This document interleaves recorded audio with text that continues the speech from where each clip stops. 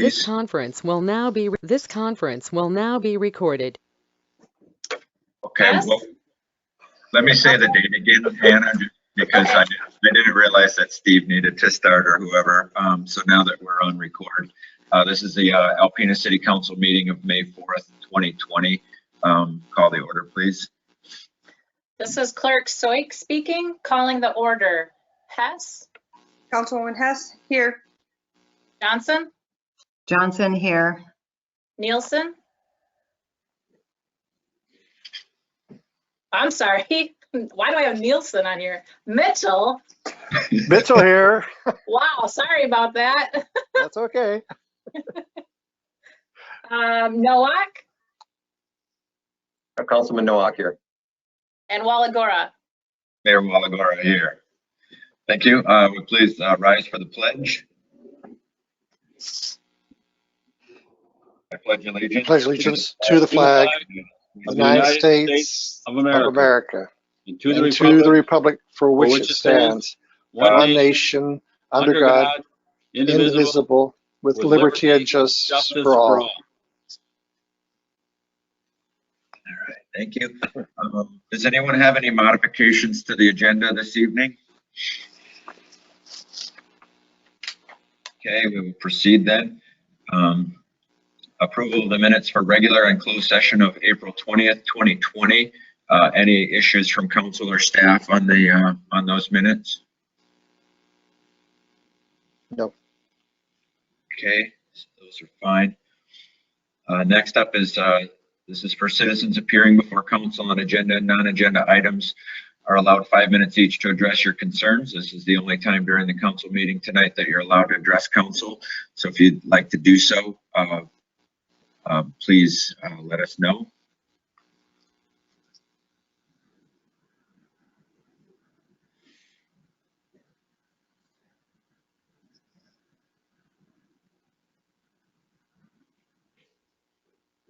Okay. Hearing no one, we will proceed. Tonight's consent agenda is A, bills to be allowed in the amount of $334,899.09. And B is the City Council reappointment of Tom Dowd and Dave Kuznicki to the Recreation Advisory Board for a 3-year term expiring May 1st, 2023. I move, Councilman Nowak, I move we approve the consent agenda as presented. Johnson, second. Clerk Soik calling roll. Hess, Hess, yes.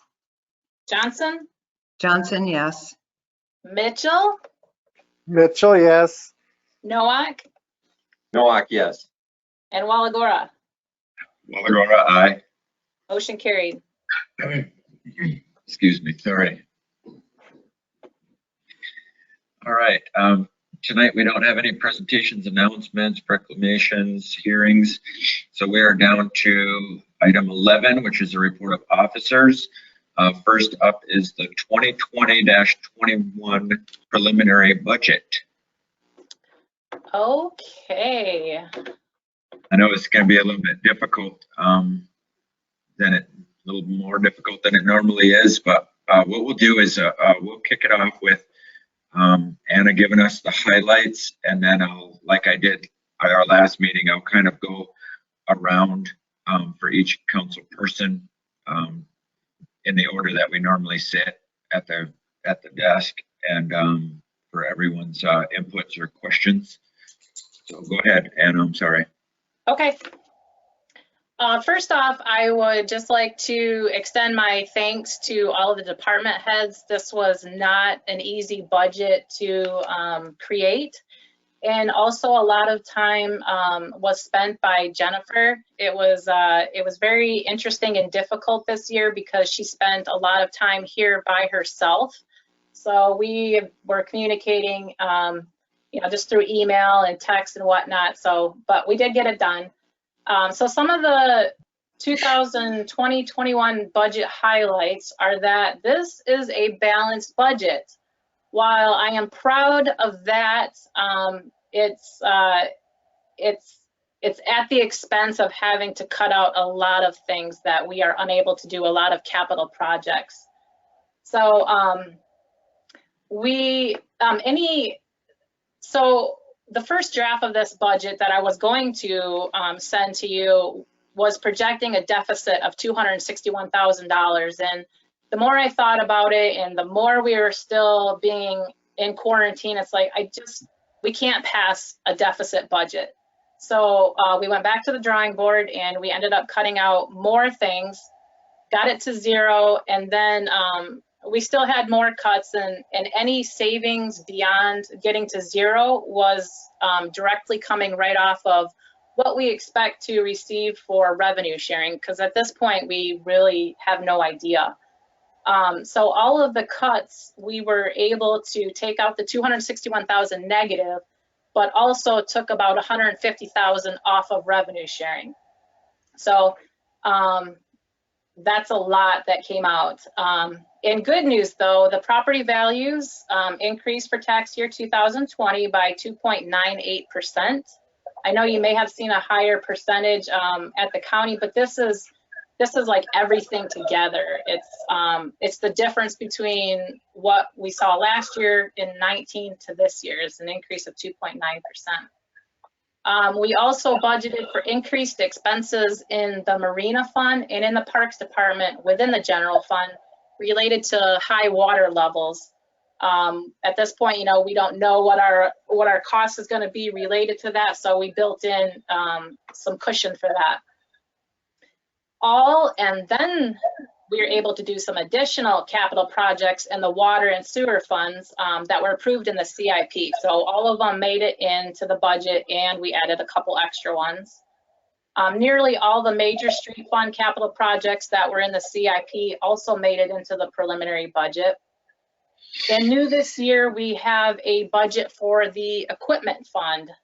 In previous years, we didn't do one. We're still not required to do one. We just thought that it would be a useful tool to have for monitoring revenue, expenses, and also to use for future planning. In Gregg's retiree healthcare plan, for next fiscal year, we should be contributing 8% of budgeted payroll to the retiree healthcare fund. But I bet last year or 2 years ago when Gregg created that plan, he didn't see this pandemic coming. So we have cut that back to 6%. There's still enough to cover the premiums for retirees, but there should also be an amount left over to add to that balance, just not as much as what we would want. But we also had to get creative with this budget, and one of the things that I thought of was moving out the debt payments from the fire EMS department that were to be due in fiscal year 21 to push those out another year, because that was money that was loaned from the DPW construction fund, and we don't have any immediate need for that money. So that really helped cut the expense in our budget for fiscal year 21. That was $40,000 for the second payment on the ambulance remount, and also the $86,432 was the one payment on the SCBA cylinders. So we just moved those out to fiscal year 22. And then the other highlight is we decreased the HSA contribution to all employees that get that by $500 each.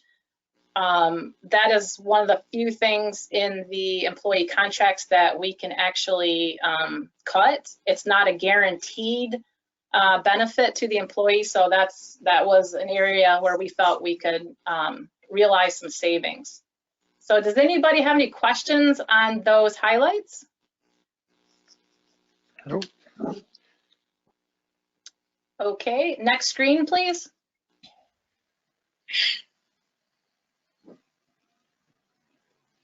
Okay, so if you recall last year when I presented the budget, I went looking for a guideline on what I should present to you. And I found in the charter, it spells out exactly what you should be receiving. So these screens, you see the excerpt from the charters up at the top. So this particular slide is a brief and concise budget summary showing the estimated receipts and expenditures of each fund and the total of all funds. So the first two columns are the revenues and expenditures for the fiscal year that we're in, that we had budgeted for, that was approved last year. And then the third column is the deficit or surplus in each of those funds. The fourth and fifth column are the proposed revenue and expenditures for fiscal year 21, and also the proposed deficit or surplus. The third column from the right, the fund balance at June 30th, 19, that came right out of the CAFR, and then where we are estimating our fund balance to be at June 30 of 20, and then the last column is estimated fund balance at June 30 of 21. Does anybody have any questions on that slide? No? Next screen, please.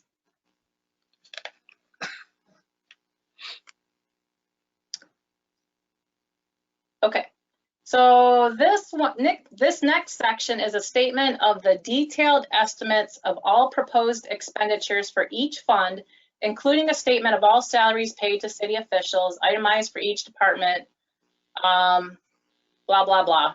I'm not going to go into a lot of detail because all of this was in the preliminary budget, and we'd probably be here forever and a day if I were to go through and explain all of this. So does anybody have any questions on on any expenditures for any of the funds? No. No. I do. Okay. Steve, if you could please go to page 43, please.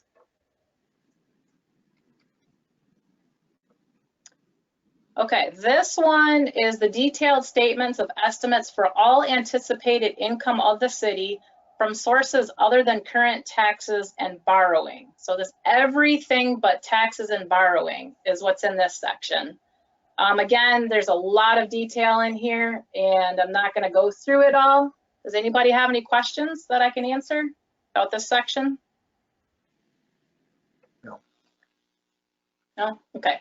One thing I do want to point out here is on the sales tax revenue sharing line, you can see that there's a significant, that's where the $150,000 reduction is that I mentioned in the revenue sharing. That's the best that I can do right now at this point, unless we make further cuts, then I can drop that number more. Okay, Steve, if you could go, please go to screen 53.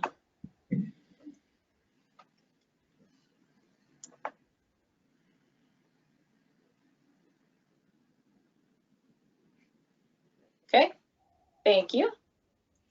Okay, this screen shows, this is a statement of the bonded and indebtedness of the city. On the left side, right at the top, is the ambulance, and this is going to be paid off in this next fiscal year. So that one will be gone. And then the SCBA cylinders, the next one down, and then the ambulance remount, those are ones that were supposed to be paid in fiscal year 21, but we just moved them out another year to 22. Below that are the state revolving loan fund and the ineligible expenses. Those are payments we have to make out of the water and sewer funds. And then the right column at the top, the building authority.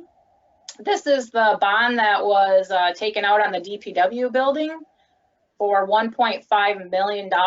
We still owe, we have a principal balance of $1,030,000, and we still have 10 years to go on that, plus interest. The next one down, the repurchase of Alpena Village, the $10,000 payment in next fiscal year. That's something that we could also move to next year. I just didn't because we could. I mean, if you want me to, I can move it out another year because it's just an internal loan from the equipment fund. It would just be nice to have that paid off finally, but I don't know, we'll see how it goes. The next one below that is the Drinking Water Revolving Fund. That's another one that's paid out of the Water and Sewer Fund. So at the bottom is the recap. The general fund has $154,432 of debt. The Water and Sewer Fund have a combined debt of $3.8 million. The Building Authority is $1,030,000 for a grand total all debt of $5,053,000. Next screen, please. Did anybody have any questions on that screen? No. I do not. Okay. No. Okay. This slide is a statement of outstanding delinquent taxes and special assessments which have been levied during the current and preceding fiscal years of the city, and an estimate of the amount thereof which may reasonably be expected to be collected or realized upon during the next fiscal year of the city. So you may recall last year we had a slew of tax years. They were going all the way back to 1997.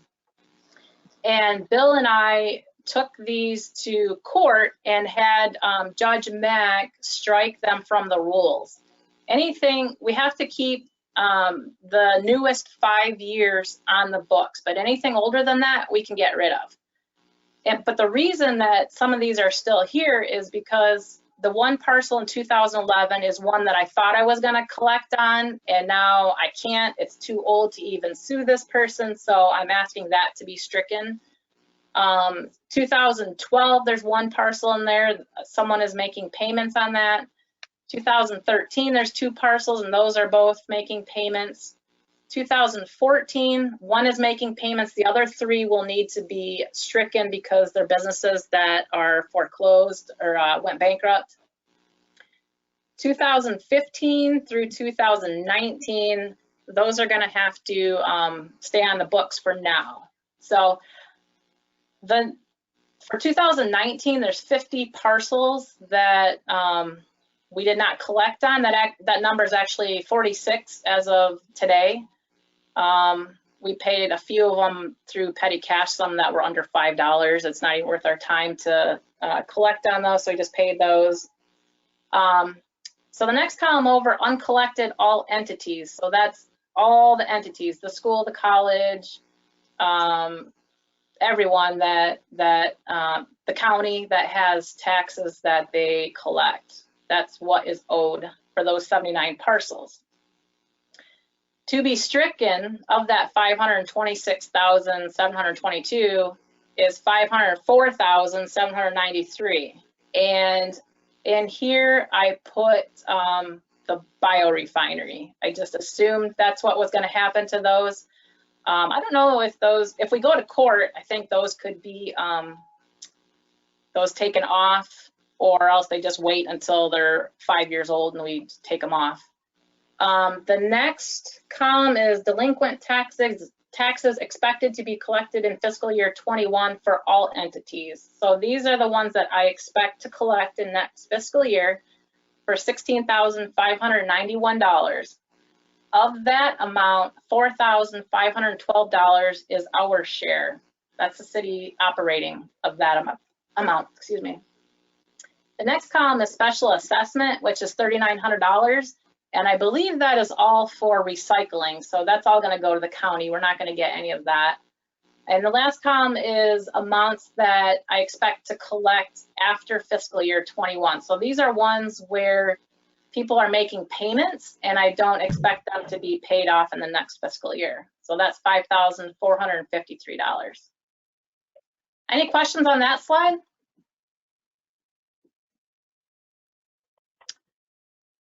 Okay, next screen, please.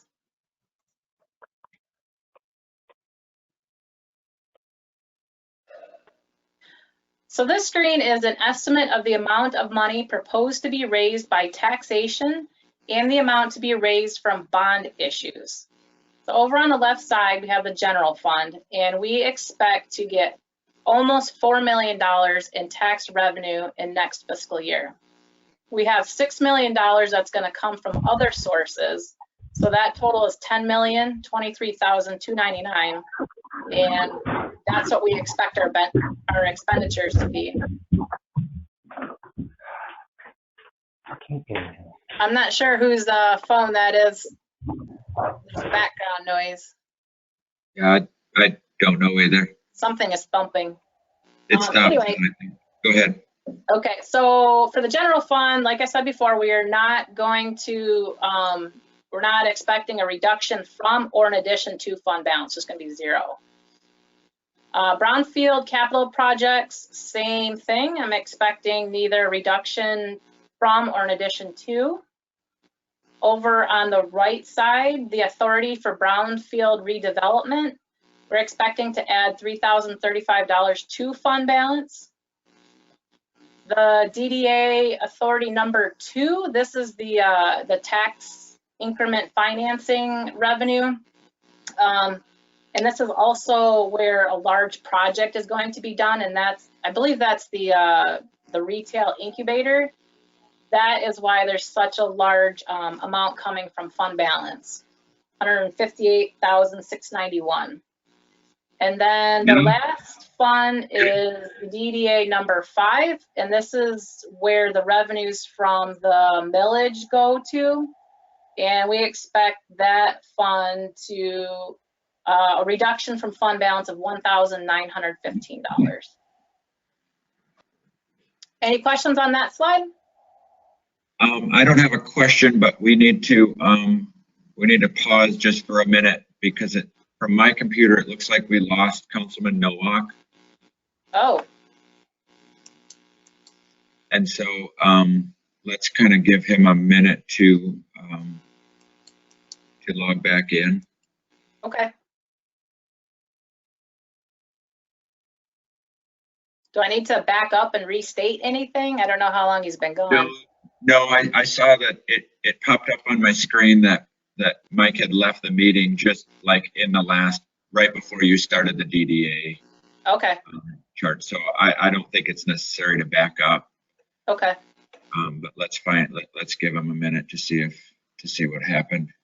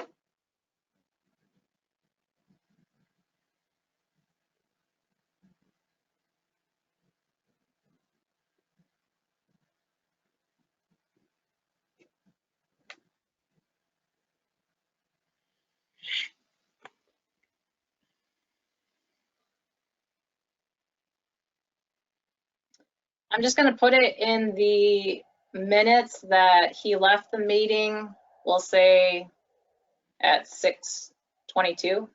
Yeah, that's fine. I've sent him a quick text in the event that he's lost his data signal or something. I'll just kind of wait and see if he replies. I did as well. I think that he's trying to call in. Okay. Okay.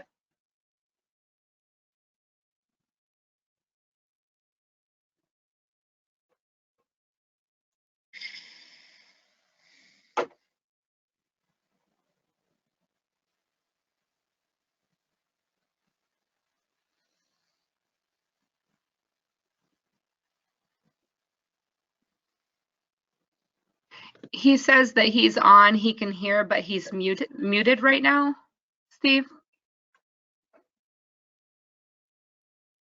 He's on in his phone. Yes. Rachel. Yeah, Steve might not recognize his number. Is he on here as Steve, do you see him? I see a caller 1 and a caller 2. I'm gonna go ahead and unmute them. There's caller 2.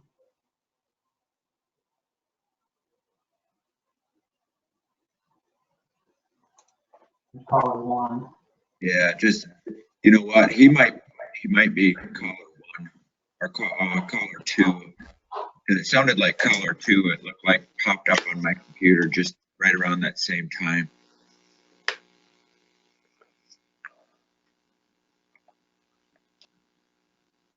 Are you there, Mike? Mike, can you hear us?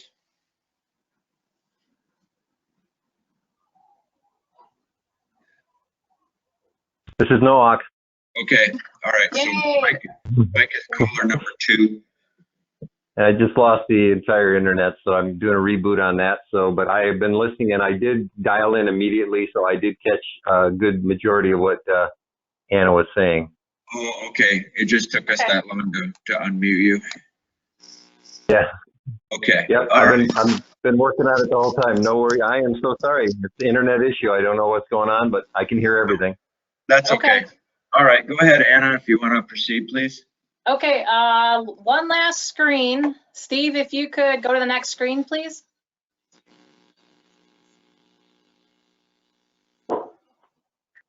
Okay, this is the other requirement that is to be presented per the charter is a statement of salaries for city officials. And that includes the mayor and council members, the city manager, the clerk, attorney, the engineer, police, and fire chiefs, the planning and development director, and the building official. At this time, the planning and development director position is vacant.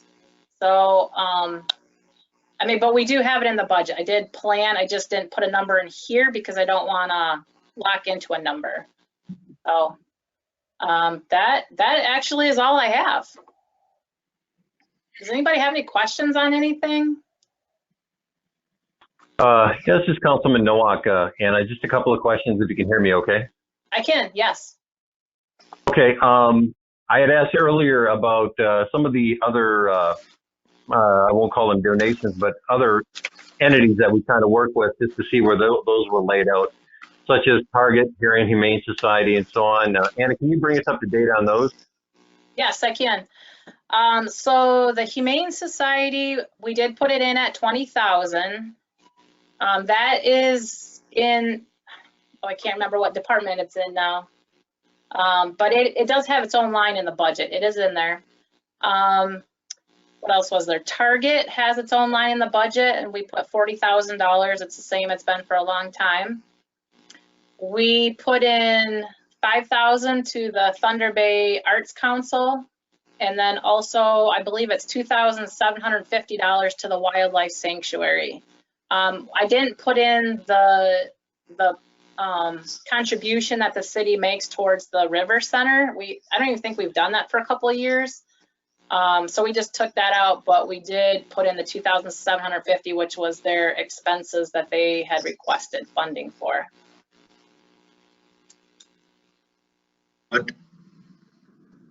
Okay. And then Rachel, I think this is a question maybe for you or Anna on that. The other thing that I noticed in the budget is that we had set aside like $69,000 for recycling containers. Can you expand on that a little bit? Sure, I'll speak on that. This is City Manager Smolinski. We have applied, and Rich Sullinger submitted the grant that was approved to Eagle. And so most of that funding should come in the format of a grant, although we don't really know what the status of state grants are right now, given the pandemic. But our contribution to that would be $15,000. And Rich, correct me if I'm wrong, but I believe that that's the figure. And we thought that that was a small amount of money to put forward to leverage a larger amount of funding in the grant for a program that we think would be really good for the city. Okay, thank you very much. Okay, sorry, this is the mayor. while we're on that subject, I understand that what the cost is for the grant itself, but are we looking in the next couple of fiscal years to be expending any other funds because of that program, due specifically to this new recycling program? There might be not anything specific. There may be some additional staffing needed in the way of DPW, but we don't have any other funds specifically set aside for that project in the next couple years that I'm aware of. Anna and Rich, please chime in if you want to add any more detail to that. Yes, this is Rich Sullinger, city engineer. There was costs associated with installing those recycle containers out in the community. That was included in the grant amount shown as a local match, and is included in our the $15,000 that we have allocated for that. Ongoing, obviously, we're going to be picking up additional materials out of the park. It's in conjunction with trash pickup. Basically, they'll pick up the trash, they'll empty the recycling bin at the same time. Most of that during the summer is done with summer help. Spring and fall, it would be done by our DPW. Basically, what it would amount to is it would slow down the total time that was required to pick it up, but there is no additional staffing allocation needed for this in the near future. Okay, thanks. I just, and obviously my question was just looking into the future and starting a program that we're not going to be able to fund if there's other associated costs later, but it doesn't sound like there is.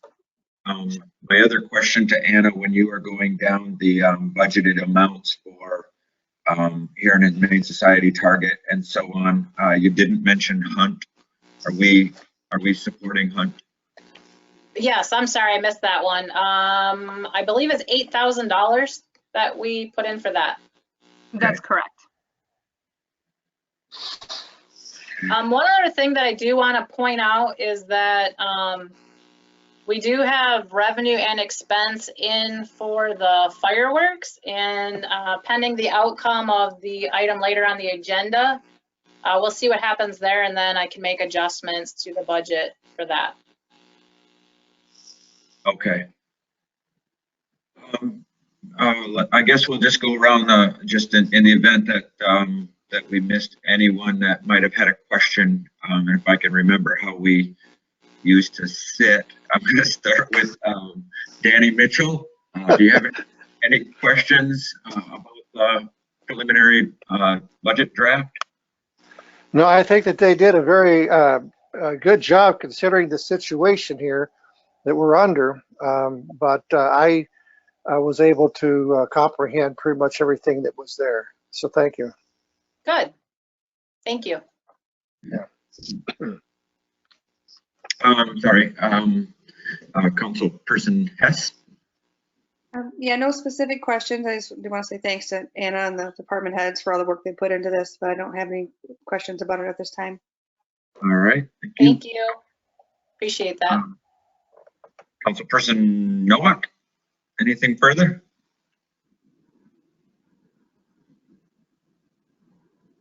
Oh, he's muted. You're muted.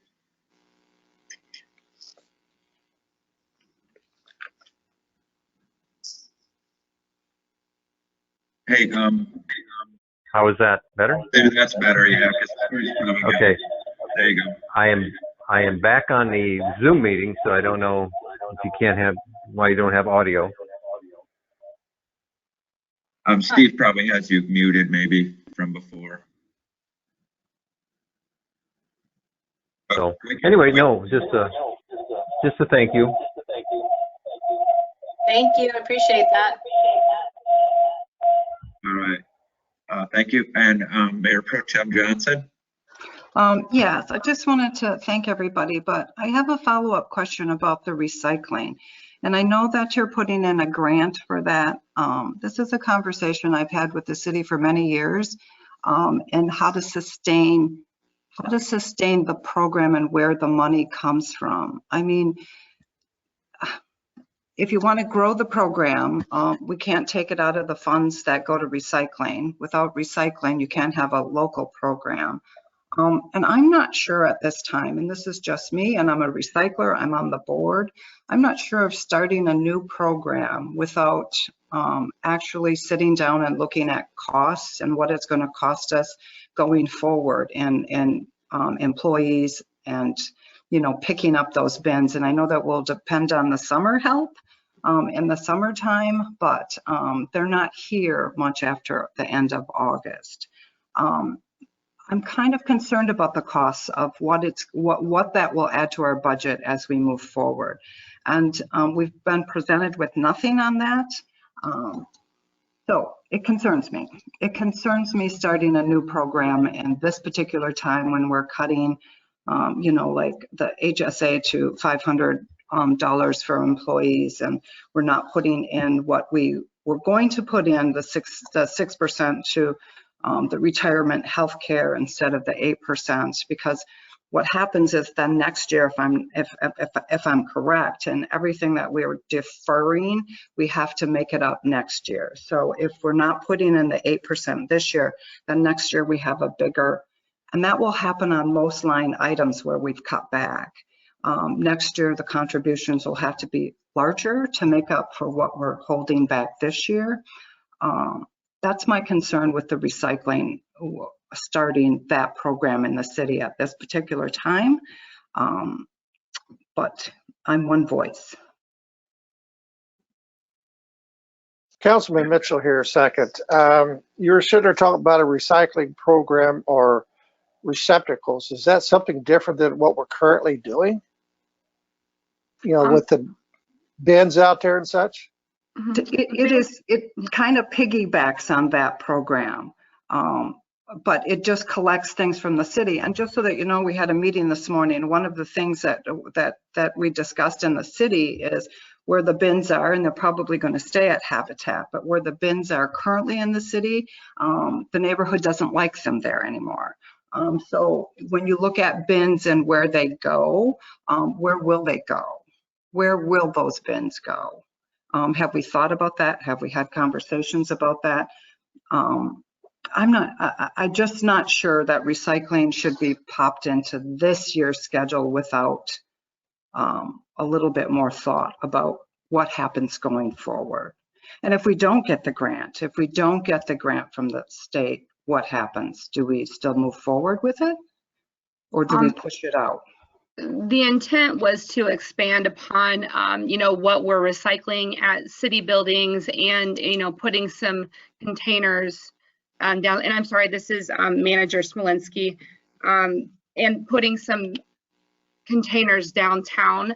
And I know that Rich has taken a look at, potentially where those would be placed, but we are not looking at moving forward with that program if we don't receive grant funding. And right now, we're just not sure at the state level what is going to be available. However, we can give a little more or some more detailed information on that after this meeting and prior to, any final budget. Okay. Yeah, this is the mayor. I agree with that. I share some of Cindy's concerns as well. I'm not on the board and never really got that close to the whole program. I'm supportive of the recycling.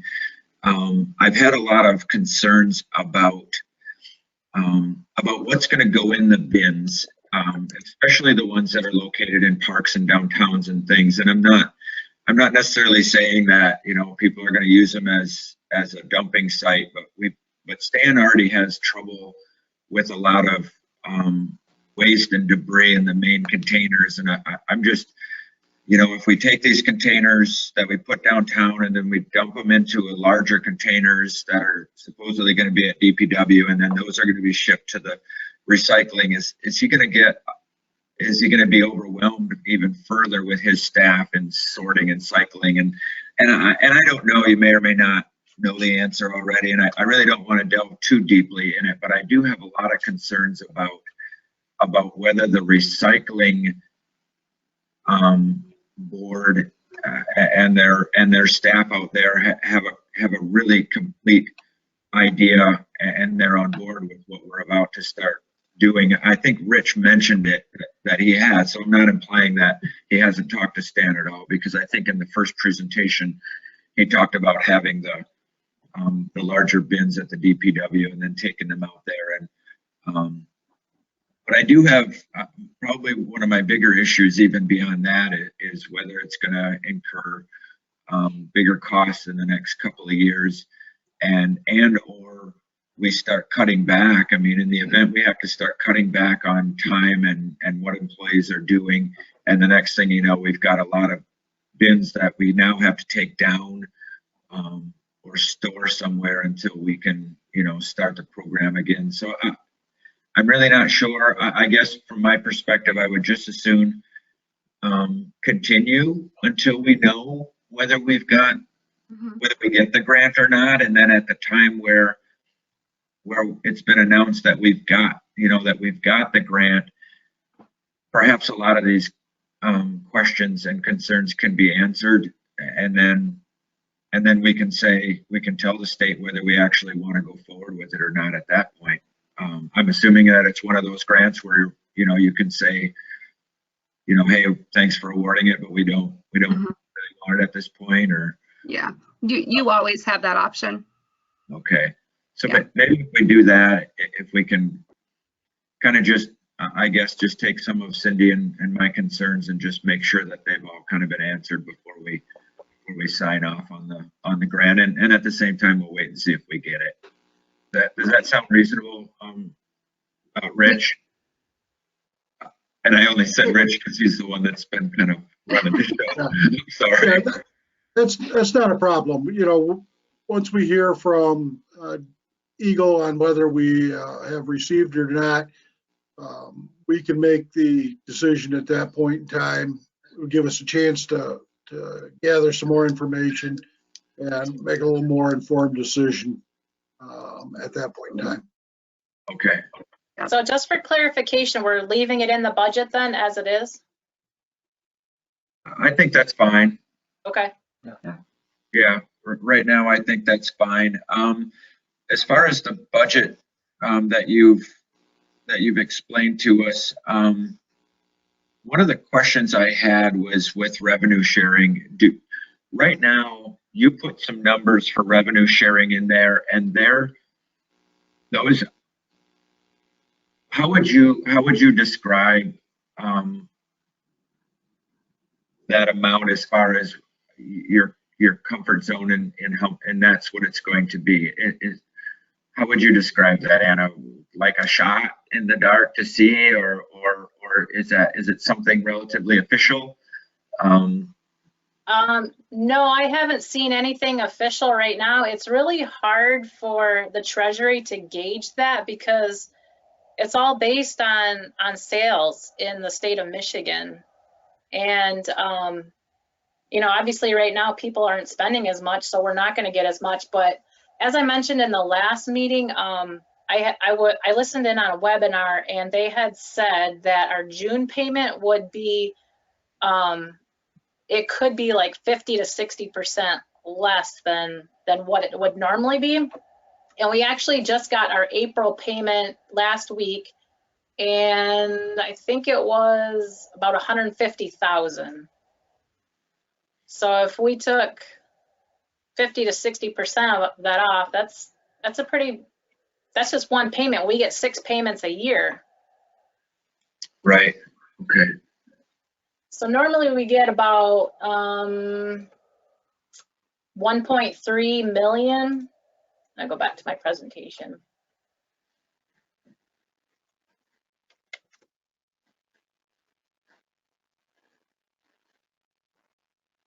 Okay, so well, last year in fiscal year 19, we received 1.26 million, and we had budgeted in the current budget to get 1.3 million. Through March 31st, we are at 800, almost 895,000. But like I said, we just got, the way that I'm supposed to present this is through March 31st, but we did get the April payment. So we just have one more to go. So that could be, you know, $75,000 to $80,000 less out of the current fiscal year. But next year, you know, I don't know. Our first payment in that fiscal year would be, I think, August. And so that would be based on, I believe it's the prior 2 months. Hopefully things are back up and running and it won't be cut too much, but we just don't know. Okay, that's fair enough.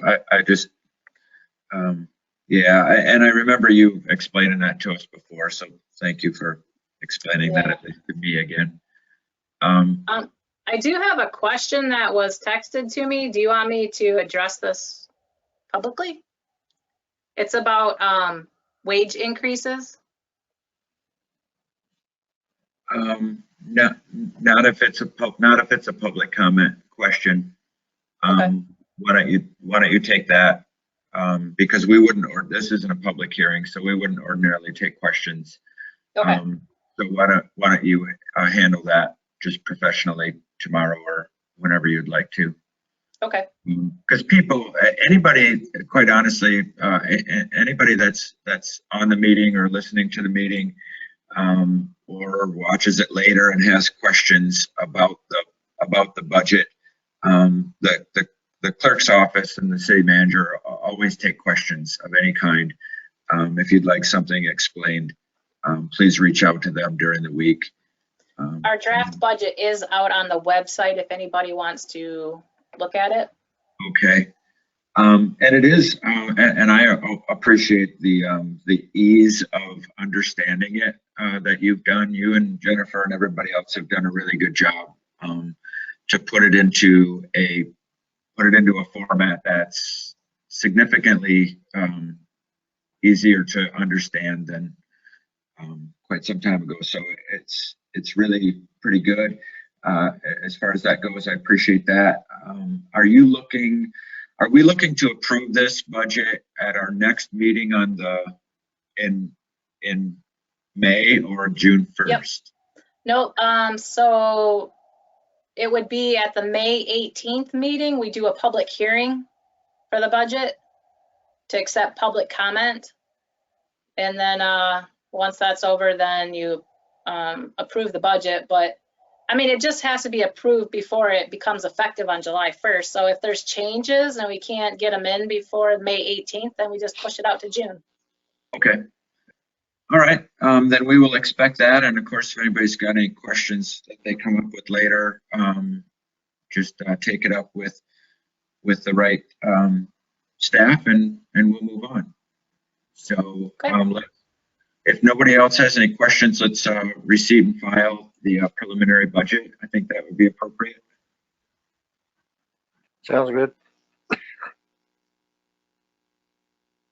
Is that a motion? I saw Mike Nowak's lips moving, but he's muted again, so. Oh. I'll second. If that was a motion, I'll second. Johnson. That's fine. Okay, so the motion was by Council Member Mitchell with a second by Mayor Pro Tem Johnson. Yes. Okay. Calling the roll, Johnson, Johnson, yes. Mitchell, Mitchell, yes. Nowak. Are we gonna get a head nod from Council? You got a head nod. Yeah.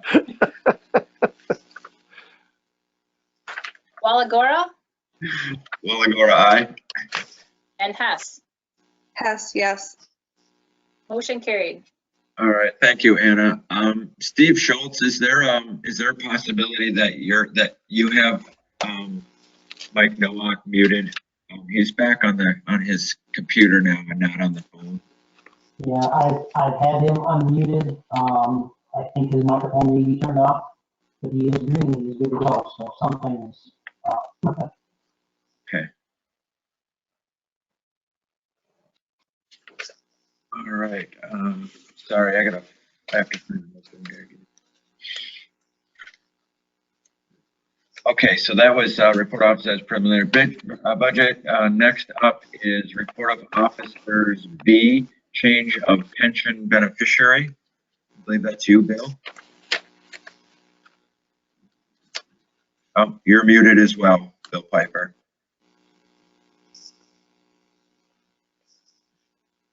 Sorry about that. There we go. Okay. Mayor and council members, recently after the untimely passing of Officer Lee Grant, we were in a position where we had to process through a non-duty death disability payment. And as part of that processing, we tried to see if there were any other members recently of that were in the employ of the city, if they had received a similar benefit. And we found that somebody had received a similar benefit in 1987. Officer Grant's wife is his beneficiary of his non-duty disability pension. And what we discovered is that back in 1987, when another similar pension was processed, the city had mistakenly allowed the beneficiary of that pension to claim a second beneficiary. Those pensions are designed to be joint and survivor annuity payments. And so in the case of Officer Grant, his wife Barbara is the beneficiary of his policy, and the same would have been true back in 1987 for that particular employee. However, the form allowed the person to choose a beneficiary on the form, and that form had been signed off on by the city. It was established by myself in consultation with not only the law, but also having some contact with our actuary that had been processed incorrectly. So I notified that person by way of letter. I believe the council's aware of that. Have not received a response as of today's date. Myself, Manager Smolinski, and Clerk Soik all thought it was important that we bring it to council's attention so that if anybody questioned any of the members about it, that you would be aware of what occurred and why we made the decision that we made. Okay. Thank you, Bill. I don't have any questions. None here. In the event that you get responses, will you find it necessary to let us know, or are you just going to? I will share any response I get with Manager Smolinski, and then we'll make you aware of that should we receive it. Okay. All right. Any questions to Bill on that one? Do you have anything, Mike? I'm not sure if you're muted or not. I can see you're on your phone, but I can hear. I don't know if you guys can hear me. Yes, we can. Okay. Okay. Yeah. I am in. I can see you. Bill, do you need a receipt file on that, or? Yeah. I'm sorry. Nope. Go ahead, Anna. We don't need any action. This is just for informational purposes. Okay. Just to let you know. All right. Excellent. Then we will move on. Next up is the unfinished business for the boat launch permit fees. We had referred to Bill on that. Yeah, just briefly, Council, the contract between the marine operators and the city provides that under the boat launch ramp fees, that the contractor shall be responsible for collection of daily launch fees and also seasonal launch fees as established annually by the city council. So the contract allows them to collect pursuant to the contract, but only in amounts established by the council. So since the council, I think, intends to follow Don's recommendation regarding, I believe, for the city residents, lowering it from $50 to $25, then that's what they would be entitled to collect pursuant to the contract. So there's no problem with council making that decision if it decides to do so. Okay.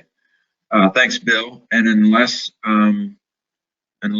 Don or anyone from that committee, Don, do you have any issues, or we still go ahead with that? This is Don Gilman. No, there's no issues from anybody on reducing the fees. Okay. You know, as presented to $25 for city residents, and of course that'll be effective April 1st of 2021. If the council chooses to do that. Okay, we want to make sure that that's clear, not only in the motion, but also in any reports to the media, just so people understand that won't go into effect until spring of 2021. This is Clerk Soik. Don, is that permit fee in the schedule of fees in the budget? Yes. So we need to update that because I don't think it was updated. Well, no, I didn't update it. I'm waiting on council to make a move. Good answer. Then I'll tell Jennifer what she needs to, just a second, she needs to add in there. Okay, I'll make that note. Okay. You didn't say bust a move, did you? No. My microphone doesn't work.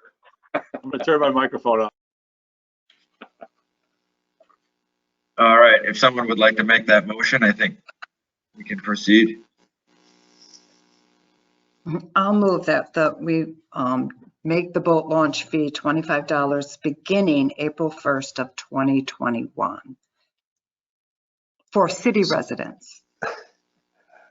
Mitchell, support. Okay, just real quick before you call the roll, Anna and Don, you can weigh in on this question that I have. Do we want to make it $25, or do we want to make it 50% of the annual boat launch fee, so we don't have to keep coming back each year if the fees increase to $75 one day in the future? Would it be best to just say 50% or half of normal fees, or whatever you might call them? Not really normal, but scheduled fees, something like that. I agree with that, because if the price goes up to say $60, then they're getting an even better discount. It'd still only be $25. You know what I mean?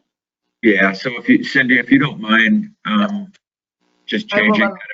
Amend my motion to 50% of the scheduled fees for, it will be half or 50% of the scheduled fees less for city residents. Does that make sense? Okay. Yeah. April 1st, 2021. Mitchell supports that amendment. Okay, thank you. Go ahead, Anna. Okay. Mitchell? Mitchell, yes. Nowak? Nowak, yes. Walagora? Walagora, aye. Hess? Hess, yes. And Johnson? Johnson, yes. Motion carried. All right, thank you. Next up is new business. A is water and sewer rate recommendation. Rich Sellinger. Good evening, this is Rich Sellinger, city engineer. Now that we've finalized the draft budget, we're in a position where we can utilize those numbers included in the budget for development of the water and sewer rates for next fiscal year. This is something we've been doing since we modified the rate structure and implemented the methodology back in about 2013. So every year, in conjunction with the budget, I go through the calculations, look at our expenses for the past 3 years, or the previous year, current year, and future year. Use a 3-year average in looking at what those expenses are in developing the rates. One of the big factors that came into play this year was when I obtained the water and sewer volumes from Suez. for last fiscal year, which would have been June 30th, 2019, our last complete fiscal year of water and sewer. We saw about a 10.68% reduction in volumes as far as water and sewer sales. Sewer was actually down 10.33% and water was down 11.04%.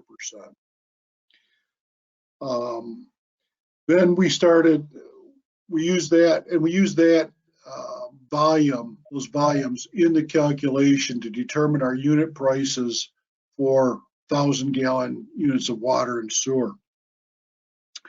Then we look at the expenses and we take all of the expenses incurred for operation and maintenance, which includes everything except capital and debt. Debt is accounted for separately within the formula and in the billing, but we look at strictly our operation and maintenance for the water plant, water recycling plant, collection and distribution systems.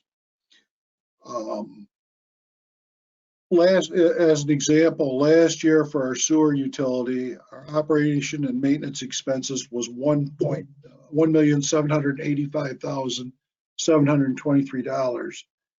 For 2021, that average is looking at $1,851,196, a 3.67% increase. For water, looking at similar numbers, about a 6.44% increase in operation and maintenance expenses.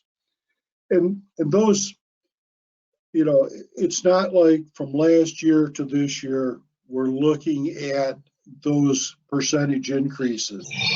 By using that 3-year average, we do that so that we take the highs and lows. So if we have a really a year with a high operation and maintenance expense or a low operation and maintenance expense, it doesn't fluctuate the rates, the water and sewer rates up and down significantly.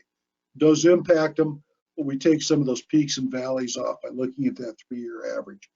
So in this case, we had a low year come off the tail end from before, and we've added another year with increased revenue. So that's why we're looking at that percentage increase in our operation and maintenance costs. Steve, if you could pull up that second page of that spreadsheet that I sent you. Yeah, this is what I did is I looked at those volumes and I went back to 2014-15 up through 2021, looked at the volumes in sales.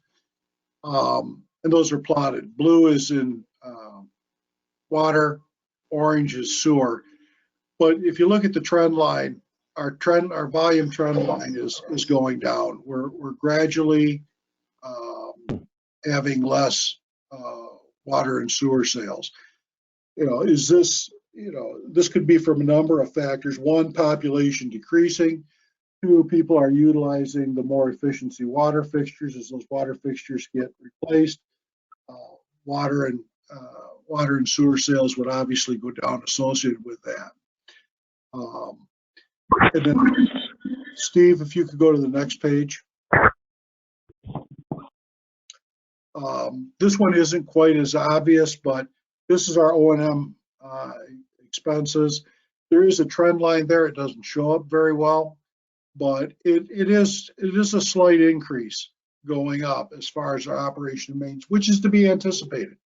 Every year, chemicals cost more. You know, our contract with Suez is amended annually. It mimics what our DPW, what type of increase we give our DPW. Example, last year, I think it was 2.25%. So their O&M costs went up for labor 2.25%. So, okay, Steve, if you can go back to the. So when I put all this information into the calculations, it generates a rate per thousand. Now, the only variable that exists in that, because it's based on our expenses, it's based on water volume sales. So those numbers are fixed as far as hard calculations. The only factor that changes is changeable by staff as far as increasing or decreasing is our capital commodity charge or infrastructure maintenance charge. That is something that we have typically increased, and that is a significant portion of the revenues that we have available to reinvest into our water and sewer system. So looking at this year, I am proposing about a 10% overall increase for water and sewer rates. Water would increase, last year it was $6.15 per thousand. I'm proposing $6.83 per thousand gallons, a 68-cent increase, which represents about 11.06% increase. For sewer, last year's rate was $6.36, proposing for sewer for 2021, $6.93, a 57-cent per thousand gallon increase, which is a 8.96% increase. They said in total, it's about a 9.99 or 10% increase. With the proposed rates as shown, as indicated above, the city would anticipate to generate approximately $2.63 million, $2,631,302 for reinvestment into the system. Now that is for both water and sewer. That is the capital for investment at our water recycling plant, wastewater plant, our collection and distribution system. That it is below what we projected to generate last year, even with this increase. Because the volumes are down, you know, and not wanting to go above it, the 10%, I held them at that 10% as far as when I increased the infrastructure maintenance charge. And we're still generating less money for capital reinvestment than we did last year. The other kicker in this whole process is that is, you know, that 2.63 million is based on all customers paying the same rate. Since 2013, actually going back to 2010, before, Township has not paid the same rate. Presently, or as of the last billing, they are paying $4.05 per thousand gallons for water and $3.75 per thousand gallons for sewer. What that does, based on the volume of sales that were to the township, you know, approximately 35% of our total sales, total water volume that we sell is utilized by the township, and about 35.75% is used by the township for sewer. With that decreased level of payment, it puts us about $942,900 less revenue available for our infrastructure. So that 2.63 drops down to about 1.7 real quick.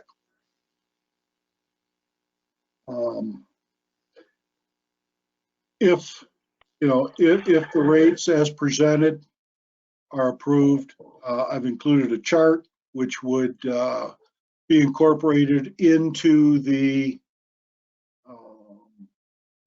budget with for final approval.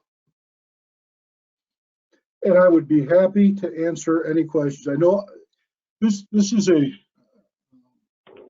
it's a complicated issue. I've gone through it. You know, I developed the spreadsheets and how to work through them pretty efficiently.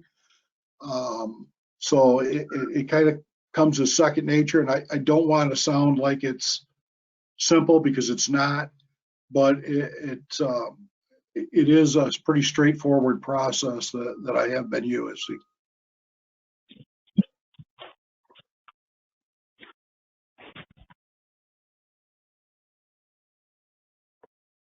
Hey, Rich, this is Clerk speaking. Yes, Clerk. Just for clarification, we didn't put these rates into the budget, right? Into the draft? No, the draft budget contains last year's. We did that on purpose. We knew that we would have to update that. There's 2 pages in the budget fee schedule that would have to be updated to incorporate this chart. Okay, thank you.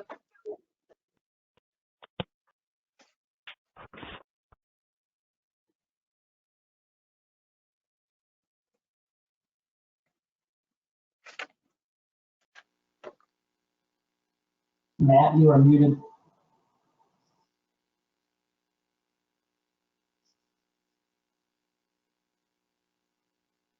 Matt in here, or? I like these questions. I guess, I didn't know you were telling me that I was muted. That's funny. I'm sorry. I hate this. Just waiting for you to run the meeting. No, you're just hanging in. Well, I appreciate that. Let's start with questions. Danny Mitchell, do you have any questions about this? I know that our ongoing thing with the township concerning the wholesale prices is like this, but I've asked the question before and I still don't know that I've got the answer, and that is the monies that we are collecting for the treatment of sewer, is it sufficient, or are the city residents making up for the township? Basically what happens is we have reduced funding available for capital. Yeah, we're paying for all the treatment, but that is money that cannot be directed for reinvestment into our infrastructure. So basically what we have to do is we have to throttle back the projects that we want to undertake to accommodate that available funding. Well, it just looks like a part of it is like 50% of what we would be paying per 1,000 gallons as a city resident versus a township resident. And that I saw before, it looked like that they were pretty close to half of what we were doing. I mean, on equal balance. And just as a point of clarification, I don't, the only reason I say this is I don't want any confusion. That $4.05 and $3.75 per thousand is what Alpena Township pays us. It is not reflective of the rates that they charge their customers. To be honest with you, I don't even know what rates they charge their customers. It is more than what our customers pay, but I just wanted, so some resident out there in the township or in the city thinks that it's the townships, because their residents are typically paying more than our city residents but they're paying them to the town, not to us. Well, what the residents in the township are paying is what they're paying. What we're getting from the township itself, though, I don't want our residents to be making up for what they should be paying. Do you understand what I'm saying there? Yes, I do completely. And the way I hear it, sounds like we are paying more than they are paying in the operational cost. So I'm gonna interrupt. This is the mayor again. I'll just interrupt just briefly on that, Danny. I think a lot of people probably share your sentiments. but that's a conversation for a different meeting. Okay. So I don't want to get too involved with the issue and or litigation that we have with the township right now. But so basically that larger amount that they don't pay, I think Rich's answer was that affects capital improvements, not necessarily the operating and maintenance costs.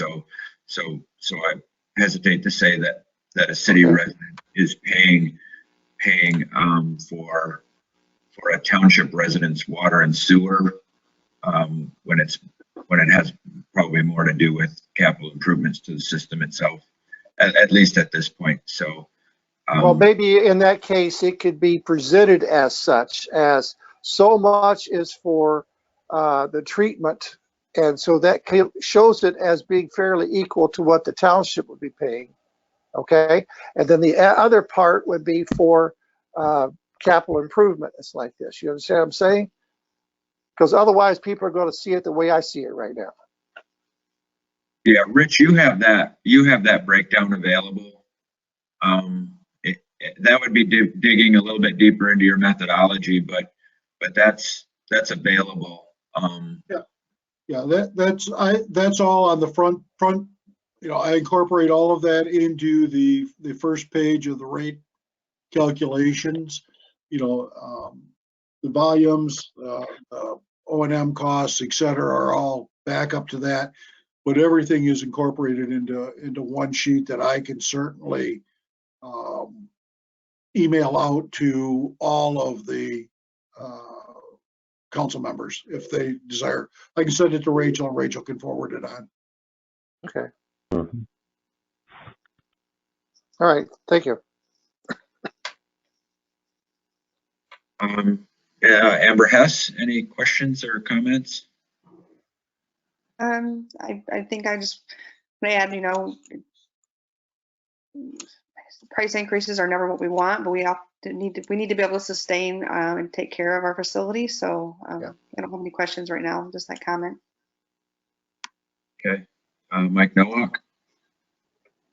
Yes, you know, I guess one of the things that I've noticed, and Rich, you can correct me on this if I'm wrong, is that we're pumping quite a bit of volume out there yet, but our billable volumes, I understand, have gone down.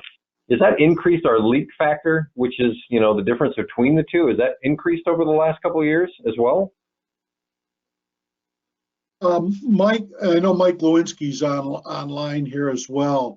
He may be able to answer as far as the volume produced, but typically, you know, we've seen our water loss down below 10%. The last time, if I remember right, it was in the between 8 and 9% range, which is industry standard, acceptable to be in that range, especially for a system of our age. There is a certain amount of loss that does exist no matter what the system is. But Mike may be able to better answer, you know, where the trend in our produced volumes. Okay, this is Mike Lewinsky, utility manager for Suez. And back in 2015, we did some major changes at the treatment plant, added a couple of insertion meters on the production line going out to the city. That actually brought our water loss down from 25% down to 7% the initial year. Over the subsequent years, we've seen a little bit of an increase in that accountability. It's increased. And that's expected because those meters need to be calibrated periodically. So we are looking at doing that this year. Okay. You know, because that just stood out to me. Generally, there's an industry standard that anything under 10% is considered to be very, very efficient. It's considered acceptable. And like I said, initially when we did those meter changes, we were very, very efficient, very pleased. And we've seen a little bit of creep going upwards, so we're going to respond to that. Okay. Yeah, just one of my questions when I was seeing the difference between the pump volume and the sales volume seemed to be relatively close, you know, within the last 4 years. And so now I'm noticing that it's dropping a little bit less.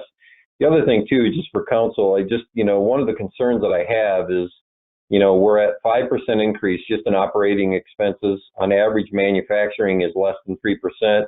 And from what I could find on the rest of the water utilities in the state of Michigan, including some of the neighboring ones, the increases for operation and maintenance was anywhere from 2.85% to 3%, and we're over 5%. Now, that could be a reason in the way that we do the calculation. If we're doing 3 years versus 5, which may be something that we want to consider for the future.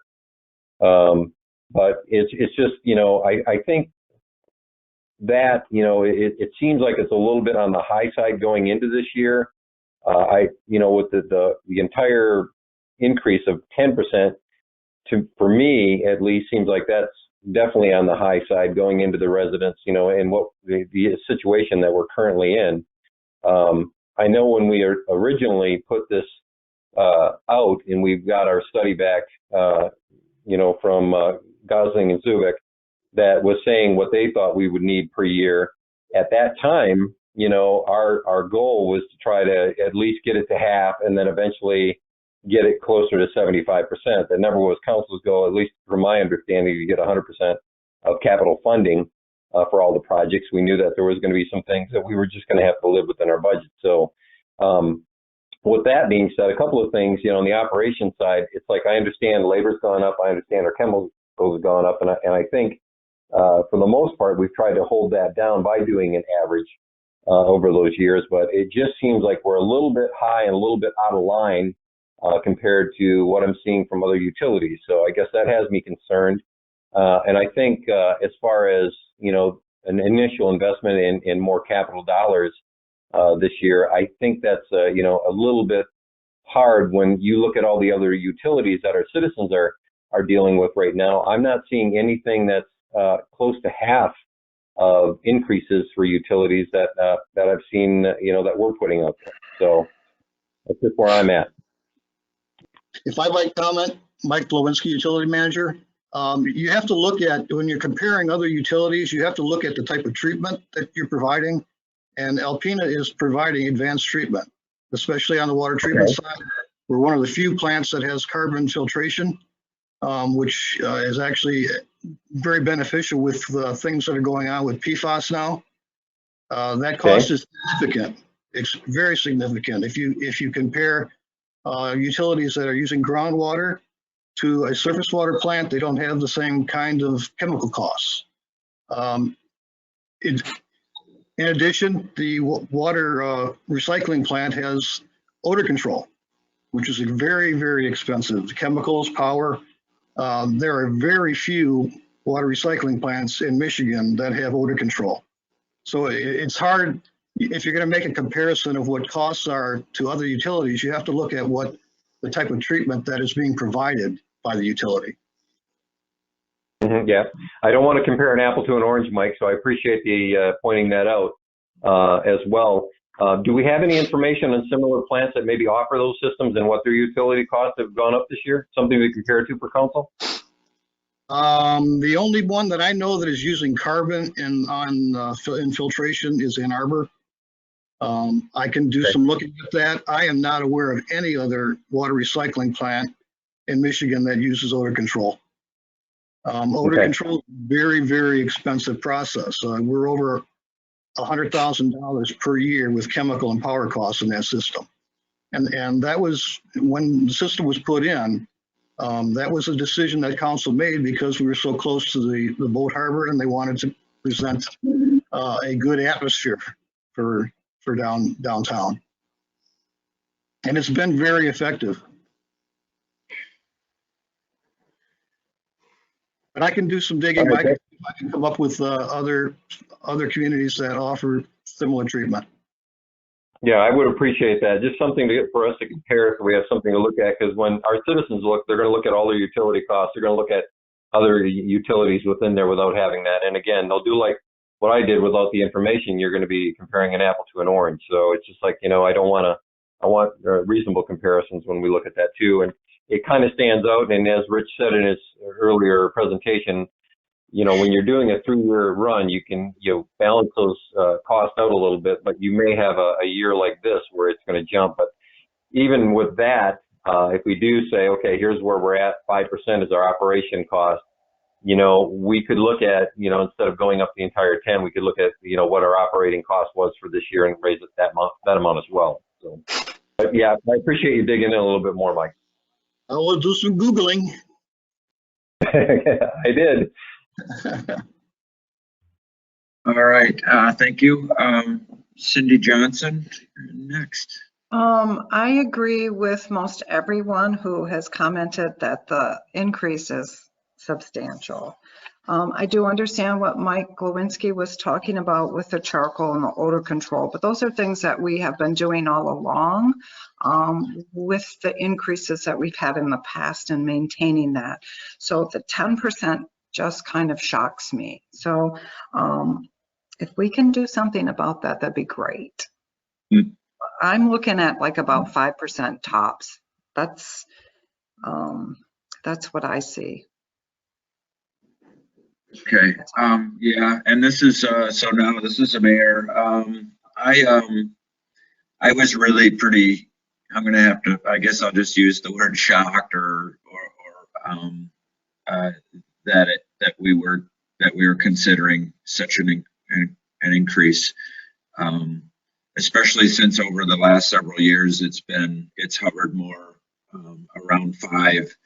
I think 10%, getting up close to 10 and 11% is just I'm just really not sure if we can put that on our residents right now, and not only right now, but even if we weren't in the atmosphere that we're in, if you'd have presented a 10% increase last year, I would have had a really hard time with it, and so it seems pretty significant. I haven't really given a lot of thought. We got this just late last week, so I understand where we're at, and I understand where the plant is at, and what costs are. I'm really not sure if I'm ready to approve such an incredible increase when over the years we've been able to keep it quite a bit lower. Would you say so basically what you're saying is it's kind of a combination between less usage but more so on the increase in operating and maintenance? It's a combination of the two. Now, and just if I could make a couple of comments regarding what was said. This is my recommendation to City Council. This is what I'm recommending as far as what the rates should increase to achieve sufficient funding for reinvestment into our system. Council certainly has the right and the ability to modify that recommendation. I'm saying 10%. If City Council opts for a 5% increase, that's what you want to limit it to, that we can make that work. The downside is we go back to where we were when we implemented this. Are we kicking the can down the road, so to speak? If we don't, and I understand, trust me, I understand the times that we're in right now. Nobody wants to see an increase in anything, but if we do want to reduce it, council certainly has that ability. We could bring it down to the 5% threshold. We're just potentially delaying the inevitable, as far as an increase later on. So, but that is certainly a viable option. Okay, thanks, Rich. I appreciate that. And I guess we should all understand that what you're proposing is what, you know, is what's necessary for the track that we've been on. Kind of the same, similar to way back when we got the original Zubek report that, you know, that we needed to increase significantly. You did the same thing, and I appreciate that. It makes sure we know where we're at before we suggest anything different. So unless anybody's got any other questions right now, let's move on from that, and we'll give that a considerable amount of scrutiny over the next couple of weeks for sure. Can I just ask one quick question? Yeah, yes, sir.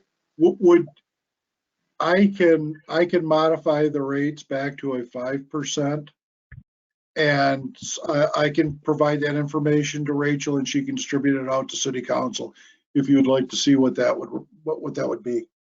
Yeah, let's do that, and if you know, and that'll at least give us a perspective in the event that we make a different decision, or anything in between there.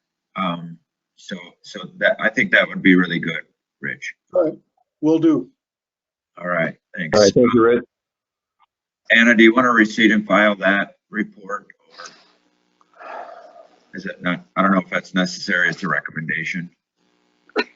I'm not sure. I don't remember what we did last year. What do you think, Bill? Well, typically, sorry, Rich, go ahead. No, typically in the past, if council would approve the rate structure, and then we would have it incorporated into the final budget. That doesn't mean we have to do it that way. This year we could provide the information that I suggested to City Council, and then we can incorporate it into the budget after it is adopted next council meeting. And it would just, you know, we'd have to change that sheet before we publish it. Would be or those two sheets before we publish it. Okay, I'd like to keep it separate as long as possible. I think it was Noak that suggested that either last year or a couple of years ago. Yes, sir. Let's keep it separate until after the next meeting, if that's okay. Perfect.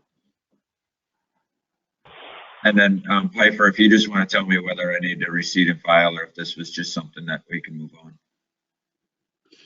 Well, I would suggest that council motion to table it, because you are going to have to vote on whatever increase you decide to make as part of the adoption of the budget. So it's going to have to be a vote somewhere soon. Okay, let's just table it until the next meeting then. Okay, Johnson, I move to table the water and sewer discussion. Noak, second. This is Clerk Soy calling the roll. Noak? Noak, yes. Walagora? Walagora, aye. Hess? Hess, yes. Johnson? Johnson, yes. And Mitchell? Mitchell, yes. Motion carried. All right, thank you. Thank you, Rich. Next up is the first reading of Ordinance 2454, which is a medical marijuana facilities ordinance. Bill? Yeah, Mayor and Council, before we get moving here, I was just going to say that this draft in first reading is from the best of my memory and notes that I took during the various medical marijuana workshops that the council held. So although I think I got it close to right, I will not be offended if any of you point out to me something that you believe is not in accord with what council had previously suggested. The other thing I was going to state is that normally during first reading, the entire ordinance would be read, but in light of the length of this, it was my intent to summarize it unless any individual member wants me to read it in its entirety. I wouldn't be cruel. I think a summary would be fine. We have the entirety here, and the entirety is also on the city's website in the council packet. Okay, so then this is ordinance number 20-454, and it is an ordinance of the City of Alpena, Michigan, amending Chapter 18 Businesses, Article 1 in general, Section 18.1, prohibition of marijuana businesses and establishments within the city by repeal of same and adoption of new language in lieu thereof. Council may recall that we initially opted out of having any medical marijuana facilities, and now we're voting to have some. So, be it ordained by the Municipal Council of the City of Alpena, State of Michigan, as follows: Chapter 18, Businesses, Article 1 in general. Section 18.1 simply says that the city is now going to allow medical marijuana facilities, and the intent is in accordance with the state law, but also to provide a means of cultivation, processing, and distribution of medical marijuana to patients who qualify to obtain, possess, and use marijuana for medical purposes under the various medical marijuana acts. Section B, the legislative intent of this ordinance authorizes the establishment of certain medical marijuana facilities within the city of Alpena consistent with the state law. Section C, as it relates to federal law, I think all of the members of council are aware that marijuana is still classified as a Schedule I controlled substance and is still illegal federally. And although the federal government has basically taken a hands-off approach to the states as far as medical marijuana and recreational marijuana, it is still illegal under federal law. And nothing in this ordinance is intended to grant any immunity from any potential criminal prosecution under federal law for any of the individuals that might ultimately receive a license from the city of Alpena. In terms of its relationship to state law, and except as otherwise provided by any of the acts, a license from the city of Alpena to a licensee and any of its agents and employees who are operating within the scope of that validly issued license, are not subject to criminal or civil penalties under the state law or under the city ordinance, as long as they operate in accordance with the state law and the city ordinance. As to paragraph E, city liability and indemnification, the city basically says that any licensee who applies and ultimately receives a license is going to waive and release the city, any of its officers, elected officials, or employees from any liability for any injuries, damages, or liability of any kind that result from any arrest or prosecution of any medical marijuana facility owners and any of those operators, employees, or customers for any violation of local, state, or federal laws. Section 2, definitions, simply says that the city is adopting the definitions that are contained within the state rules. Number 3, the licensing of medical marijuana facilities. This allows for 2 provisioning centers. It does not allow for any growers, processors, safety compliance facilities, or secure transporters. That may be one of the paragraphs that council may wish to discuss further. Paragraph A under number 3 provides for licenses and annual fees. Basically says there would not be more than $5,000 per license or in an amount established by any resolution adopted by the city council or in any amount established by state law. That's basically the maximum amount that's allowed, although those fees are supposed to reasonably represent the amount of time that it takes to not only process the applications, but to make sure that the applicants are in compliance, and it includes any time for inspections and any law enforcement activities. Section B says that as far as the requirements, it's going to be a merit-based review. We do not have all of the review criteria established yet. It's the intent of myself and Manager Smolinski in consultation with Planning Commission, but also building and use and law enforcement to make sure that that merit-based review is something that's clear to the applicants, but also something that will be brought back to council for its approval. The merit review process is also going to be established. We don't have that established as of today. There's a provision under paragraph D for the denial of application and due process of any licensee that applies. Under section E, it talks about the issuance of the medical marijuana facility operating license, provides that an occupancy inspection of that proposed facility by the city shall be required prior to the issuance, and that that particular facility has to operate in accordance with the International Building Code.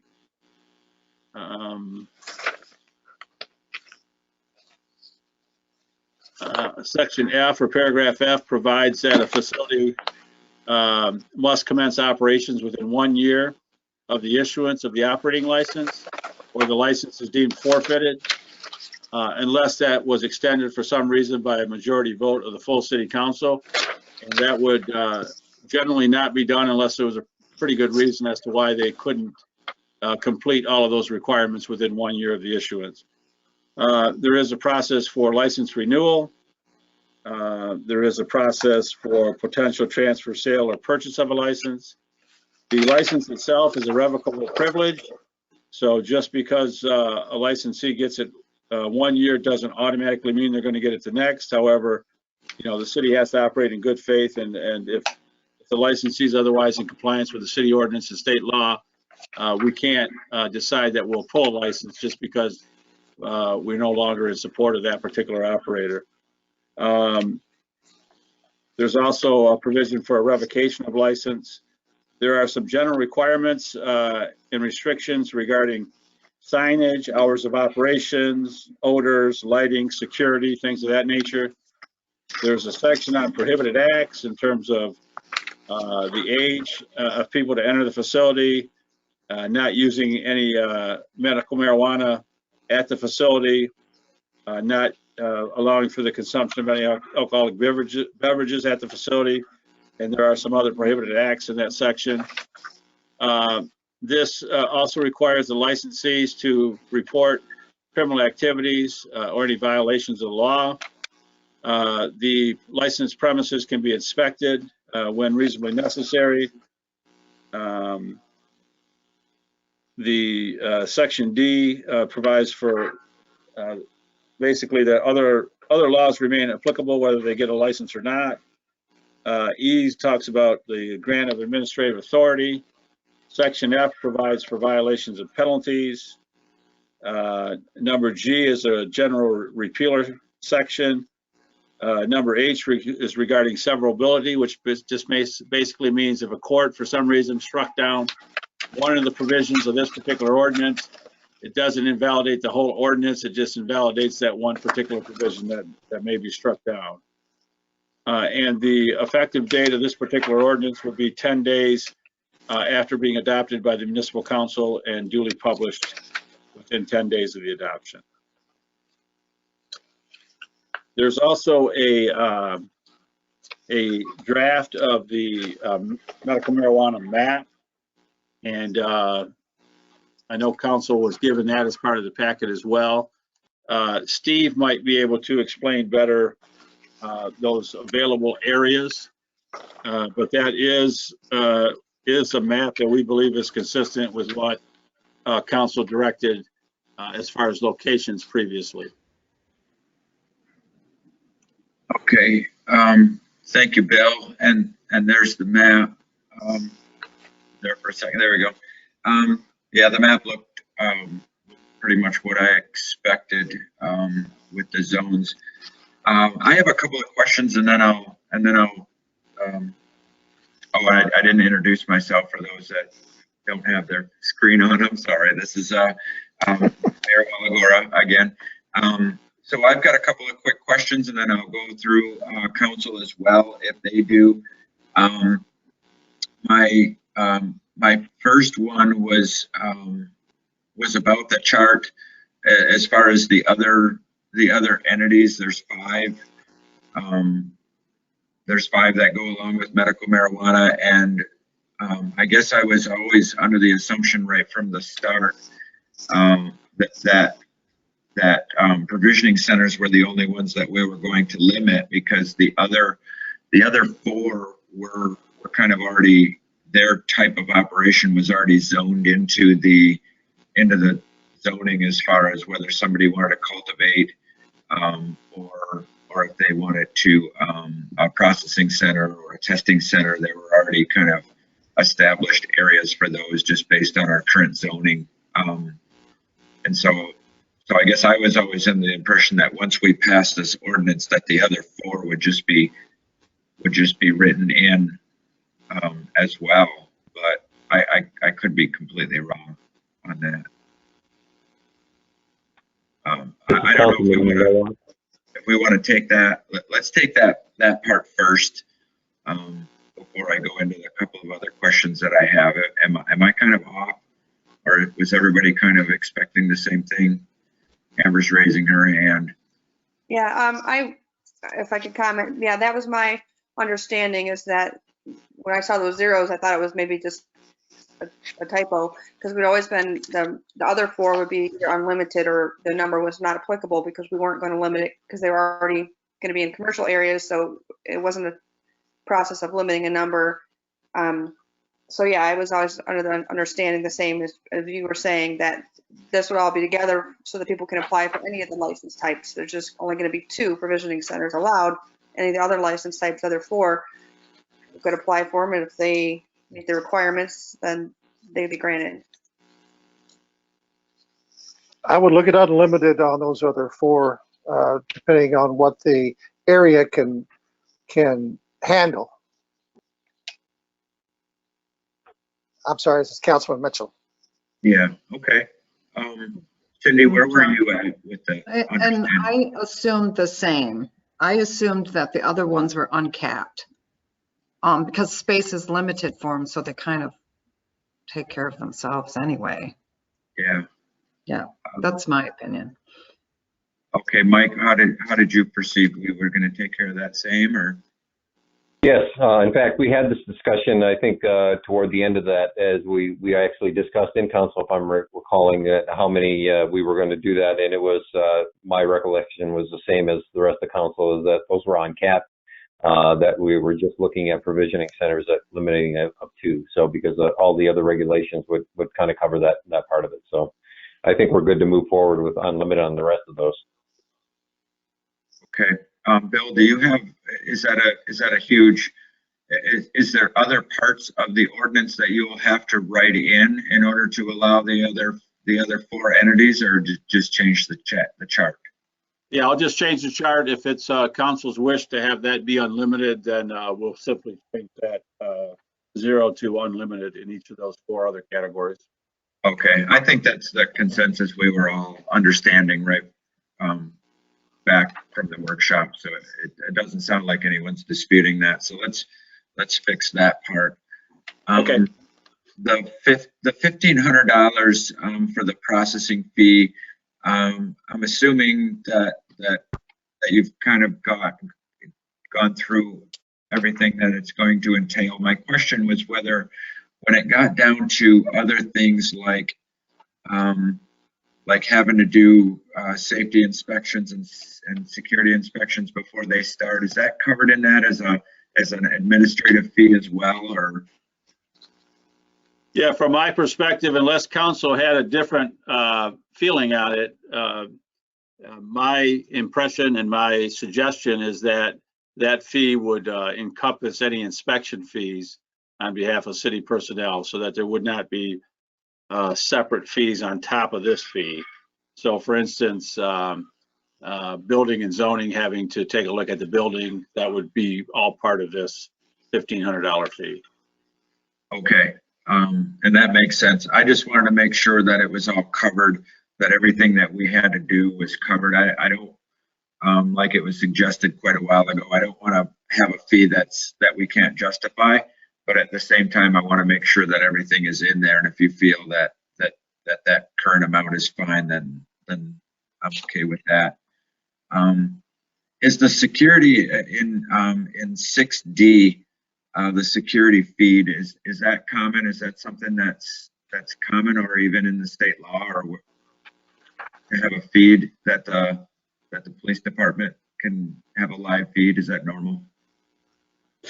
Well, it's in it's in many ordinances that have been passed across the state. I would certainly say this: not every single community has done that,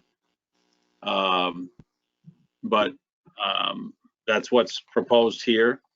I think Don may wish to speak to that as well. I had talked with Don about it a little bit. I have not had a chance to speak to Chief Jett or Sergeant Hamp about it, and I'm not sure if either one of them want to chime in and give any opinion from their perspective, but I did speak with Don about that just recently.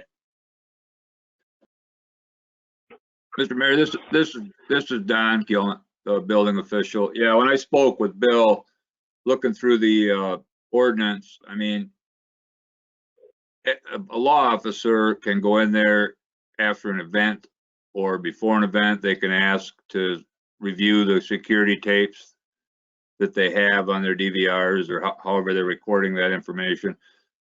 I thought it was an overreach when I spoke with Bill, because basically they're asking for a live feed into an IP into basically a medical marijuana / drugstore.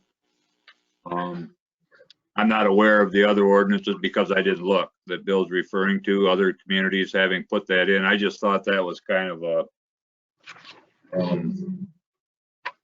intrusive, I guess is the word I was looking for, based on the other stipulations that are in there for making their tapes and cameras available on request from a police department. That was just my opinion. Okay. Thanks, Don. And I don't really know where I'm at with that, because I just noticed it today. And I haven't talked to Chief Jett or Lieutenant Hamp about it either. I kind of, at first glance, I found it a little bit intrusive. I'm not sure if it's necessary. So at the same time, I wasn't sure if it was something that was in the state law that we just put, that we just kind of added to ours, but I'll have to give that a little bit more thought. The selection process. So I'm a little bit concerned, and it kind of dates back to when we first started this years ago, when Gregg had kind of gave us a timeline on what needs to be done first, to make sure that everything is done in the right sequence. So we're at the first reading of this ordinance, which would normally mean that if there aren't any huge issues with it, then at our next meeting we would have the second reading, and then 10 days later it would go into effect. And so my question, I guess, to Bill and or Don would be, is that a good enough timeline for everything else that's got to be done? So 10 days after our next meeting, the selection process, documents are going to be ready. Any other zoning issues or meetings that have to take place with anything else, whether it's any of the other 5 entities or 4 entities or the one that we're talking about now, provisioning centers, are we following the right timeline that everything is going to be ready 10 days after our next meeting? This is Don, the building official, again, speaking on the thing of zoning. Rachel and I have spoken about this, and I talked with Adam Paul. The provisioning centers and things were put into the zoning ordinance, so that part of it is done. Obviously, you want to have that in there before you start issuing licenses, and that's kind of what Gregg was alluding to before he left. I think the other thing he was alluding to was that the selection process was hammered out before an ordinance actually got passed, so that because as soon as this ordinance goes into effect, my guess is, people can, Bill, correct me if I'm wrong, they can start applying through us into the state for licenses. We don't want to be seen as trying to select our selection criteria after that point. for fear of being looked at as playing favorites or being arbitrary and capricious. I think everything needs to happen as close to all at once as possible. This was City Manager Smolinski. I had talked to Bill Pfeiffer about this prior to the meeting, and the fact that we would need to have some sort of draft on the application and selection criteria prior to the next council meeting. Okay, yeah, because we pretty much hammered it all out with Right. it might have been like one of Adam's last meetings. There were only like a couple of things that we wanted to see flip-flopped or changed a little bit on the one that he presented it to us. So I assume that it was pretty close. But if that's something that we'll have to vote on separately, if that'll be at the next meeting as well, that way, I mean, and then if there's really nothing else that has to be done. Okay. 10 days I would look to Bill Pfeiffer for direction on that, but you know, I don't see why we couldn't vote on it simultaneously. That would be the intent. Okay. Those are all the questions I had. So we'll just run down the table to keep us from interrupting each other. So I'll give it to Danny Mitchell if you have anything. Yes, I got a couple of items there, starting off under A 3, 4, and 5. The question I had under these fees here, do these fees have to have a rate structure established before the final passage of the ordinance? Because there's no fees listed. I'm sorry? The fees themselves are in here. They don't have to be set separately from, they don't have to be set before we pass the ordinance. They're part of the ordinance. Okay, because there was no numbers in 3, 4, or 5, so I was just kind of wondering. Yeah, and these also keep open the possibility that things are going to change as time goes by, because they talk about a set by resolution of council.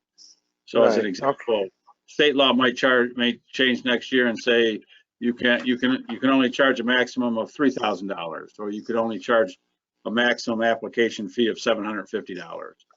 Okay. So those may change over the course of time by resolution of council, and they basically say that those as determined by the Alpena City Council resolution from time to time. Okay, that's fine. I just happened to see those. Under A, prohibited acts, item 2, no marijuana may be smoked, used, or consumed at any facility. Now, according to the state law governing this, is that they may, by separate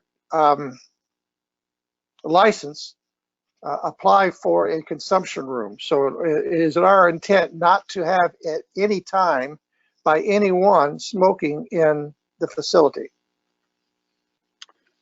That was my understanding of where council was going. If I'm incorrect on that, then obviously that would be something we'd have to look at. But I thought there was a concern that we didn't want what's commonly referred to as a smoke shop. We didn't want, we didn't want those. We were going to okay the medical marijuana facilities, but not for any consumption on site. Now, there's always that concern if somebody buys as an example, a gummy bear and puts it in their mouth and walks out of there, how are we going to enforce that? I mean, I'm not trying to be a smart aleck here, but I'm assuming that we're not going to sit outside of these particular shops and try to see if somebody's chewing on something when they come out the door. But certainly if somebody comes out the door and they're actively engaged in smoking a marijuana cigarette, or appear to be smoking from a pipe, I mean, obviously that's going to be a problem. But, the intent is that those particular products that they buy in those particular provisioning centers would not be used, at the facility. Okay. I was just wondering, and it may just be my idea, but at the end of that sentence, or consumed by at any facility, adding by anyone.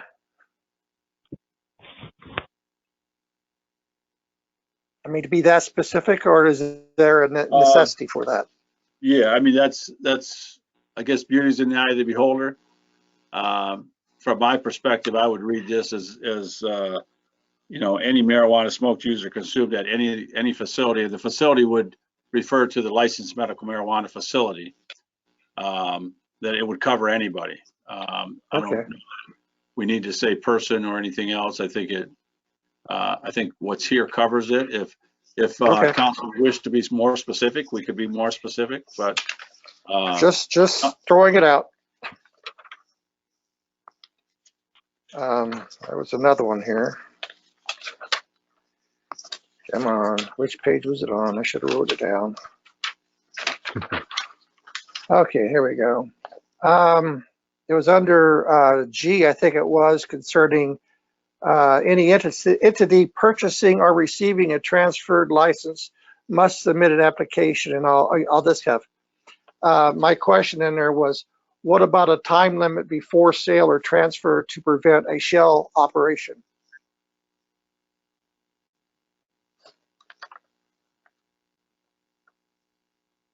I'm just trying to find it, Danny. Give me 1 second here. Okay, I'm sorry. So under age, transfer, sale, or purchase of license? Right. I mean, in case someone says, hey, I'll buy it for you, then you buy it from me. So I didn't know whether there was going to be kind of a time limit or something like this for that to happen.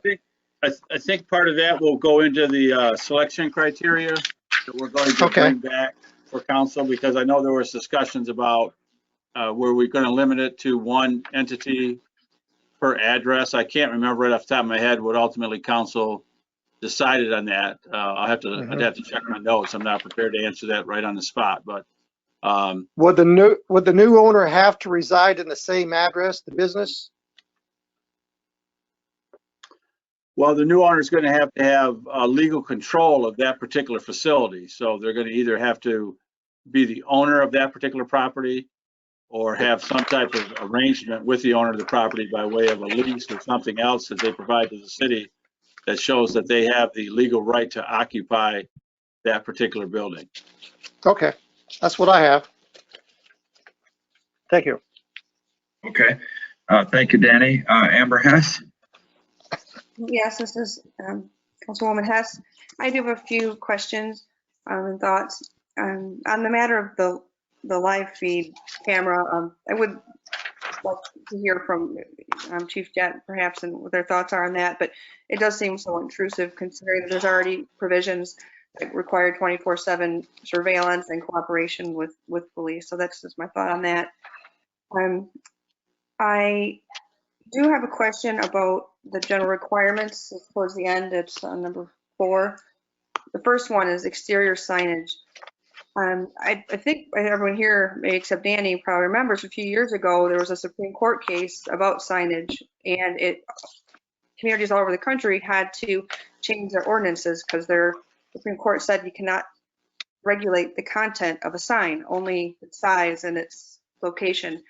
And I wanted to make sure that was the Reed versus the City of Gilbert. And that being the case, I guess I want to ask Bill, wouldn't that apply in this situation as well? That we're not able to regulate content of signage? And also saying that it's a legal business and we already have sign ordinances in place. So why wouldn't our current sign ordinances just be enough? It'd be treated like any other business. Well, that gets into the issue of, and council during comments at some of the workshops basically discuss the issue of, is this particular facility, is it different than a pharmacy, for instance? And whatever one's particular personal view is, that may not be consistent with the view of what the law is. And one of the things that's difficult to give solid legal advice to council about is these ordinances and whether all of them are going to ultimately pass constitutional muster and whether they're going to be challenged by a particular facility or licensee. The intent of this was to, in some event or in some way, in my mind, to attempt to at least shield part of our community from the outward appearance that we were promoting the use of marijuana. And when I say that, I don't give any personal view on that. That's, each of us have a personal opinion. And, my personal opinion is probably not relevant to what the council decides. But I think from a public safety standpoint, from a public health standpoint, and also from the overriding standpoint of marijuana, regardless of whether it's been legalized in the state of Michigan, is still illegal federally and still subjects to any licensee the chance of being prosecuted federally for violating the Federal Controlled Substance Act. So I think what the intent of this is to allow these facilities to operate, but not to openly promote or let them use it in such a way that there might be a negative connotation for the community. So some of the language in here about not allowing them to, use the word doobie or joint or hooch or hash or any slang terms is to simply try to keep these businesses, at least from my perspective, above board, and to promote a professional responsibility, not only the licensees, but a professional view to the community at large. Now, that Gilbert case, it is true that municipalities generally cannot restrict somebody's First Amendment free speech rights as it relates to signage. Municipalities are able to, pursuant to the law, to put reasonable conditions on the use of signage in terms of how big they are, things of that nature. And Don could probably speak to part of that, because that issue did arise a couple years back when we amended the zoning ordinance.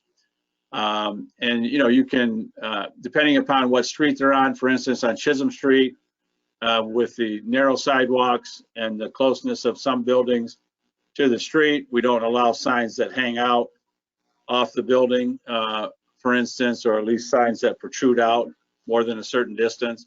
So those are reasonable regulations that we could put on those.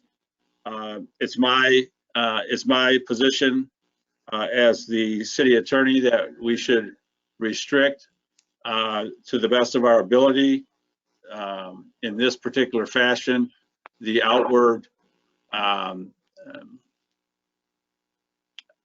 advertising of this, in terms of allowing licensees to use slang language as it relates to marijuana. Now, once again, if council doesn't agree with that, I'm not going to be offended in any way. So don't be worried about that.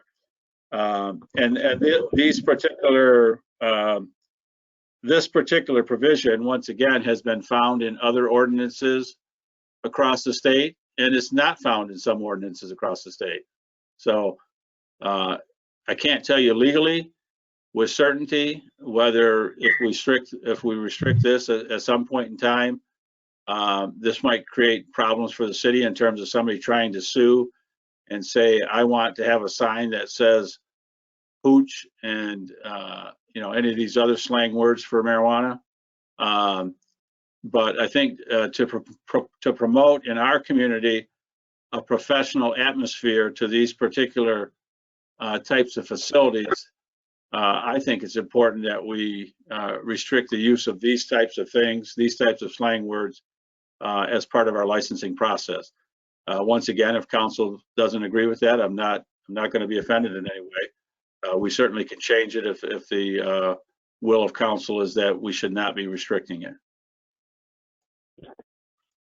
I appreciate the intent of it, but just upon reading it and just having known that a few years ago that Supreme Court decided that we're not allowed to limit content, that was my concern, is it even really legal to do that? And then also the thought of saying you can't even have, if you can't have a picture of what they're selling, it's kind of defeating the purpose of having a sign. I'm not saying a lot of places have a leaf perhaps, but if we're saying they can't have the product, even when people may or may not choose to put it on there, but again, you don't need to stigmatize a business. This is a medical facility. So it's just my thought that saying that they can't use the word marijuana or cannabis in their name, if that's their legal name, they can't have a sign. I don't know what their name will be, but again, is it even legal to limit the content because of, that court case, which went to the Supreme Court, and it was decided in that way for a reason. So those are my thoughts. I just wanted to put it out there and also just ask about the legal side of it. Yeah, and the difficulty, Amber, just from my perspective, so you know, is that case stands for what it stands for, and I certainly don't disagree with the ruling in that case. But the difference is that these particular, from a federal standpoint, this particular product is still illegal, and that Gilbert case is a federal case, and it went to somebody's federal right to free speech. It didn't involve an individual's free speech rights as it relates to an activity that is illegal under federal law. So that's, once again, I think we talked about this once at one of the workshops about whether we should be drafting an ordinance that we think is going to be foolproof to any legal challenge. And I think what the overriding concern there is we could spend a lot of time trying to make this ordinance perfect for every single situation, and the reality of doing that is very difficult. And so, if we let them put these words on there, who knows if a neighborhood group may challenge that and say the city's allowing a licensee to promote a violation of the federal law in our community, and may somebody try to challenge it that way, or may a licensee try to challenge it and say this particular municipality required me to give up my First Amendment rights to get a license from them. If there was a clear answer to that, I'd be able to tell you, but I just don't have a clear answer that I can give you in that regard. Okay, thank you. Okay, Mr. Nowak. Well, I appreciate all the questions, and you did kind of check off, a lot of the things that, that I had written down here as far as that goes. So with that being said, I don't have any other comments. I'm comfortable with the way Bill has got the wording in the document. Just to that point, I understand what his purpose and value of putting it in that particular way is, for us. So I'm comfortable with that. And everything else has been answered for me, Mr. Mayor. Okay, thank you, sir. Cindy Johnson. Johnson. Bill, did you get my email today? I did, and unfortunately, I did not print it off, so I can't pull it up right in front of me. Okay. But That's yeah, go fine. ahead. Okay, Go ahead. so I was and I had some questions about the fee, because it doesn't, and it's not specific, at least it's not specific to me. When the fees are due, so the annual fees, does that run with the day that they got the license? Does it run with our fiscal year? Does it run with calendar year? When are those fees due? It would run with their granting of their license. So if their license was granted on July 1st, then they would not owe a license fee for renewal until July 1st of the next year. Okay, and that for the inspection fees, that goes for the inspection fees, I'm assuming that goes on like Don's schedule, right? So are they set up for inspection certain times of the year? Or does that run with their license? Yeah, that would generally run with their license, but I would let Don address that answer. Yeah, this is Don again. Cindy, the fees they're paying the city take care of whether we go in there one time, we being the fire department, the police department or the building department zoning, whether we go in there once or if we go in there 100 times. Okay. That's what that fee is for. As far as other inspections that may be required, you know, we don't know, but depending on the building they buy and what the codes require, you know, Bill Forbush is fully aware of this too, that, you know, the fire and building codes are writing fast and furious over these facilities, all the different kinds of facilities, based on problems that have arisen with fires or air quality or mechanical issues, smells, odors, all these different types of things. So any of those type of inspections or improvements would be through, I guess what you call it, my schedule for building permits, electrical, mechanical, plumbing, depending on what they were doing. The just generic, if you will, inspections based because they have a license without having done necessarily any construction, those are what's covered under those annual fees and the licensing cost up front. Okay, and then in this particular ordinance, it says that they have to apply, if they're going to reapply for a license, they have to do it 90 days before the other one expires. Then they pay the fee again at that time? Yes? I guess, do you know what number you're talking about right off the top of your head? Let me find it. That would be, let me find it. I was thinking about sticking a few more letters and paragraph numbers in here just to make it even more confusing. So if anybody wishes for me to do that, I'll do that. I thought you were running out of letters. I think It might be in J. G1A. G1A. That says may be renewed on an annual basis by a renewal application on a form provided by the city and payment of fees. And then it says application to renew a marijuana facility license shall be filed at least 90 days prior to the date of its expiration. Okay. So the fee would be paid with the application. Now, obviously, if we grant the application again, that fee is part of that fee for the next year for their licensing. You know, they'd get another year Right.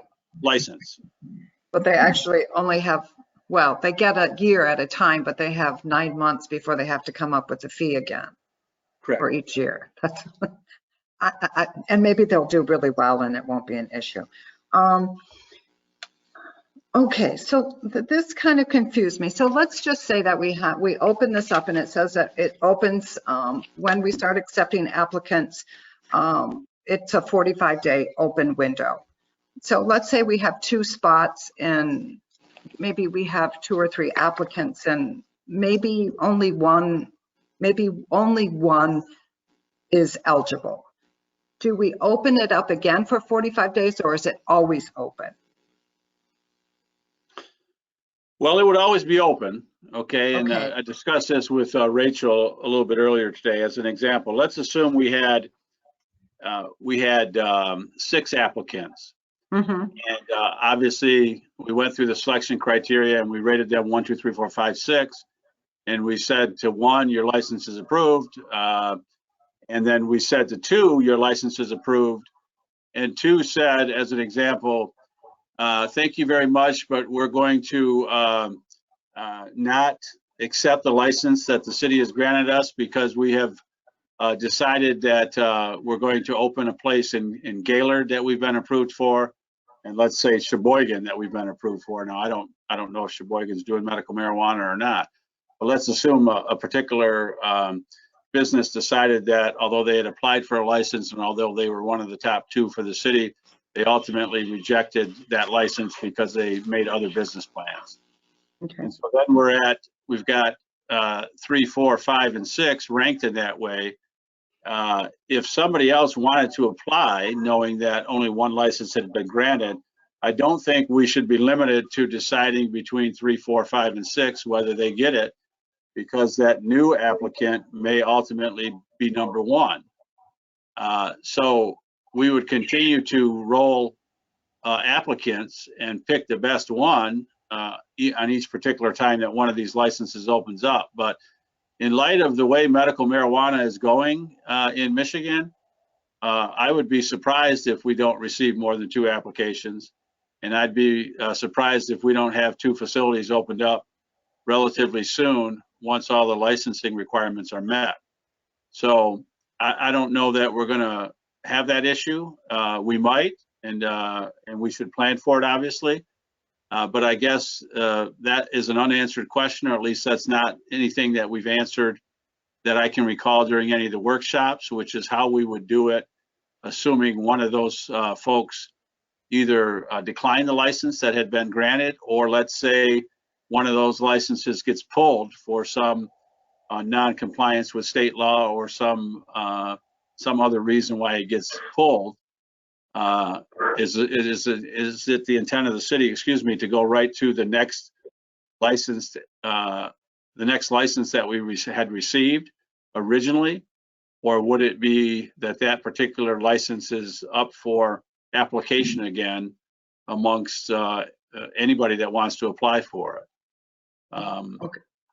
And that was my concern. If they're on the list, are they placeholders on the list? Because if we had someone else who came in and had a really good application, I want them to be involved in the process, not shut out because we have a list and we've notified the people, you're number 1, you're number 2, you're number 3, you're number 4, you're number 5, because that's what this says. I think if we notify people, we should just notify 1 and 2. Yeah, and I don't think, from my perspective, I don't think we should be limited to allowing a placeholder to hold their place forever and ever and ever. I think if we, if we have a license that opens up, then we could consider those folks that have already presented an application, but we allow anybody else new that wants to present an application, and that ultimately we pick the best candidate out of all those applicants, that we don't hold a place for somebody just because they got their application in sooner than somebody else. I agree with that. And is that clear in here? And the reason I asked the question is because to me it wasn't clear, but maybe it is. So, and I think you answered one of my other questions earlier. At any point, because they have 6 months to get everything ready, otherwise, they might lose their spot. But at any point, they can opt out. So if you've got 1 and 2, and 2 decides that they don't want to do it, they can opt out, open up that spot so someone else can move forward anytime before the 6 months, correct? Correct. Okay. I'm reading my notes. I think that covers most of what I had in my chicken scratching here. I think that covers it. Okay, that's a round of all of us. I don't have an issue with anything the way that it's written. Excuse me, points, Mr. Mayor. Yep. This is Chief Chat, if I may, sir. Oh, I hear you, Joe. Go ahead. Briefly, I had a couple of questions about Section 4, Paragraph B, reports of crime. Bill, I'm a little bit concerned about that wording of that. In fact, I think we could lose that whole paragraph. Okay, give me a second. I'm trying to find it.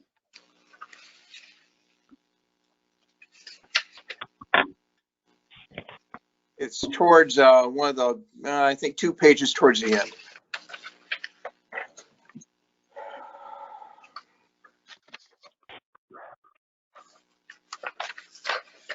Okay. Okay. For one thing, nobody should be reporting anything to me directly. If there's a crime, it should simply go to, law enforcement, period. I was also a little bit bewildered by the 12-hour period set there. I've never seen anything like that before. Again, I think we can simply strike that unless you have some reasoning why that paragraph is even there.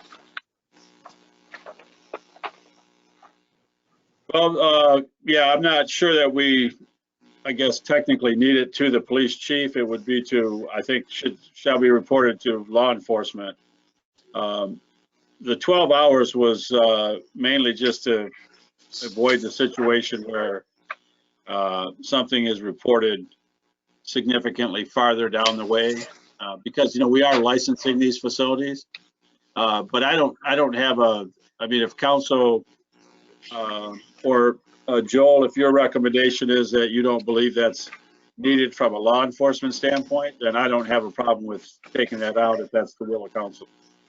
Well, I guess my concern about that and how that may read, let's say a citizen observes something, a violation, or believes it to be a violation, but it doesn't get reported, let's say, a week later for whatever reason.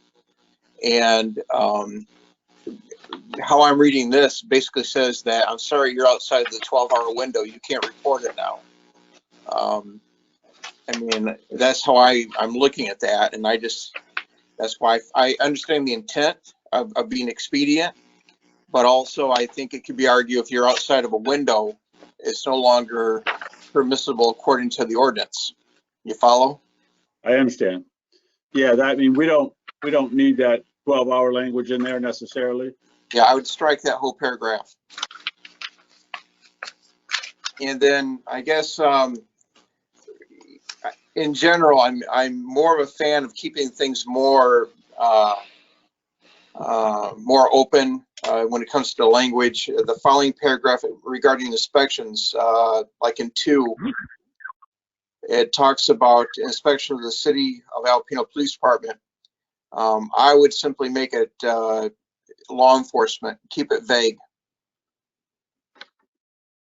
It doesn't need to specify our department, because also as I recall, state law had actually mandated state police in some cases to be the inspecting agency. And I mean, I'm all for doing our part here, don't get me wrong, but I also don't want to run afoul there. So I would just keep it vague by saying law enforcement. Just law enforcement on all of those? Okay. Yeah, that's what I would do. Clean that up there.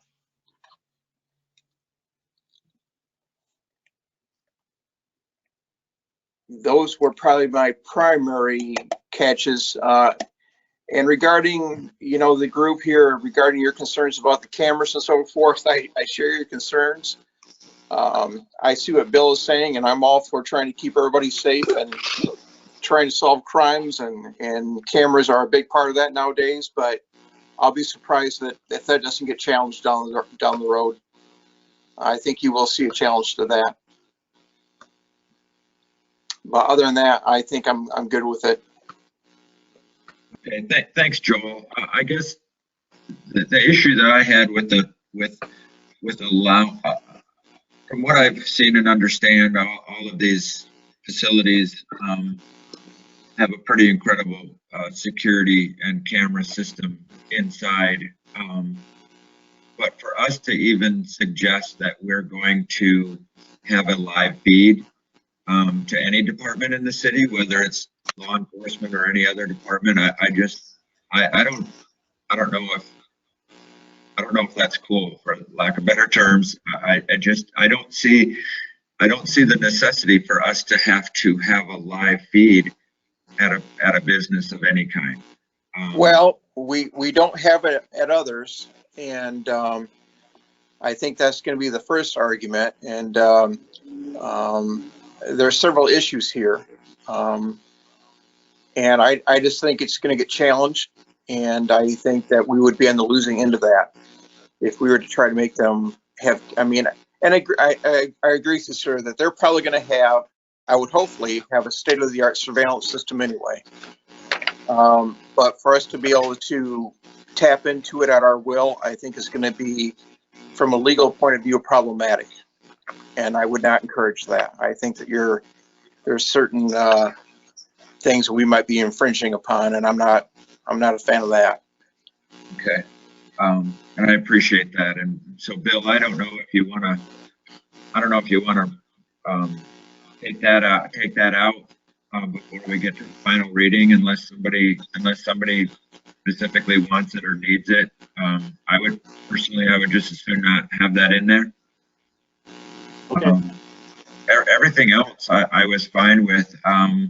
Even the signs part, I appreciate what Bill has put in there to protect the city and our residents from, you know, and I'm using the term protect, I guess, a little bit loosely, but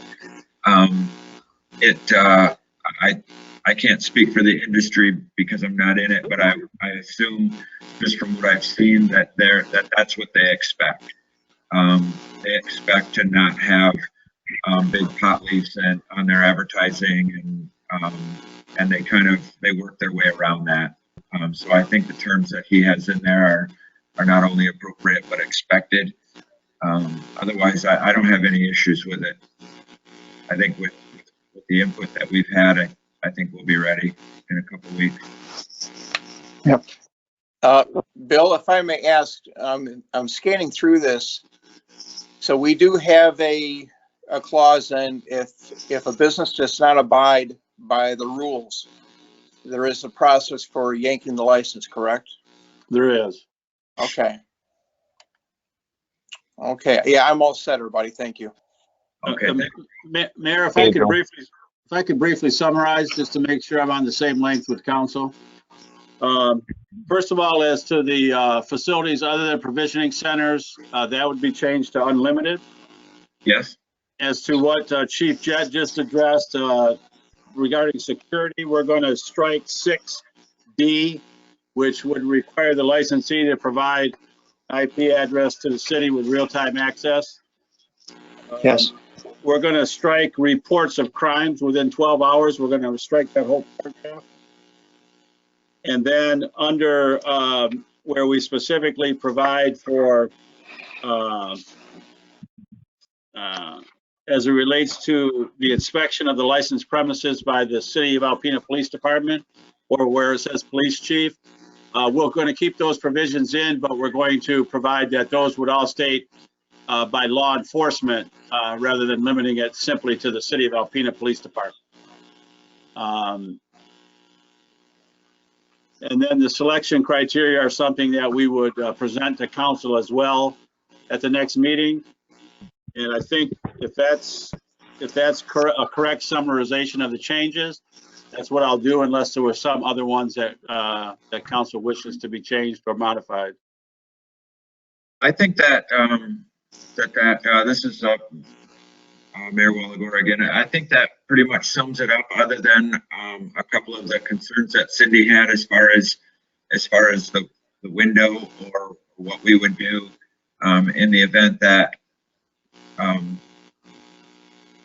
that there was an odd scenario as far as selecting two and then one backs out, or only having one that qualifies, and then what are we going to do down the road? So if you wanted to change that, or I'm not really sure, you know, if we're not going to keep a placemaker, so to speak, how are we going to broadcast that to the industry that a spot has opened up, or that there is a spot, or that we're going to have another selection process window?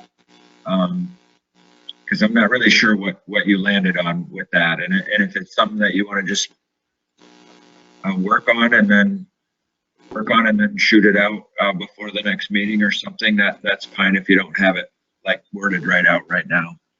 Okay, I would what I'll do then is I'll try to tighten that language up a little bit, or make it more explanatory, self-explanatory.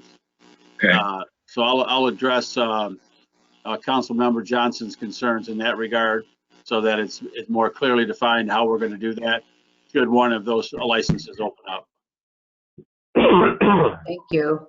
Okay, sounds good. And I'm going to assume that you don't need any kind of action. You've kind of got our direction down, and so you're all set. You don't need any actions. First reading. I do not. Nope. I'll make those changes and present them back to council at the next meeting. Okay, excellent. Pardon me. We will move on to new business item C, which is the July 2020 fireworks contract. I think Chief Florbush, are you taking the lead on that right now? Yes, thank you, Mayor. As you know, the fireworks are one of Alpena's most loved and heavily attended events, and it's just a darn shame that we've had the situation that we have this year. In review, the city of Alpena has a 3-year contract with Wolverine Fireworks Display.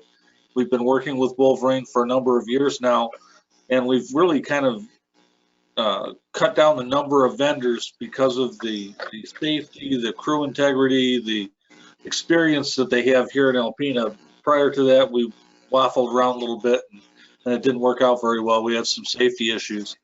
But in any case, this year, last week, the Alpena Chamber of Commerce, who does all of the fundraising and funds the entire event, decided at their meeting that they weren't able to, they didn't feel appropriate to fundraise for the event this year because of the COVID-19 situation and the uncertainty of social distancing requirements by July 4th.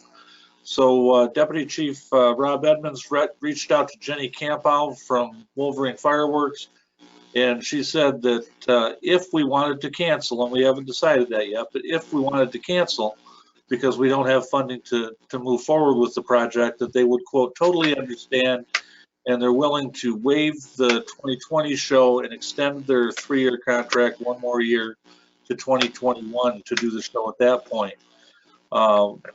Due to feedback from council, and we always appreciate that, I reached back out today to Jenny, and originally they needed to know by May 15th whether we were going to go or not go, and that has to do with inventory and booking a crew, especially on 4th of July, because that's such a popular date for fireworks shows and so forth. So May 15th is what they wanted. I spoke with her today, and she's willing to extend it until June 1st, but after that, she's not sure that she can make it happen, putting all the different pieces together. We realize that people love the fireworks, and we certainly don't want to not do it, so it becomes council's choice, but be aware that there is no funding for it. The funding normally comes from the Chamber of Commerce. There is not normally any city funding in it except for some costs that we incur for police and fire protection and those kinds of things, DPW overtime. But at this point, we need to make a decision. Do we go forward or do we not? And that I refer to council.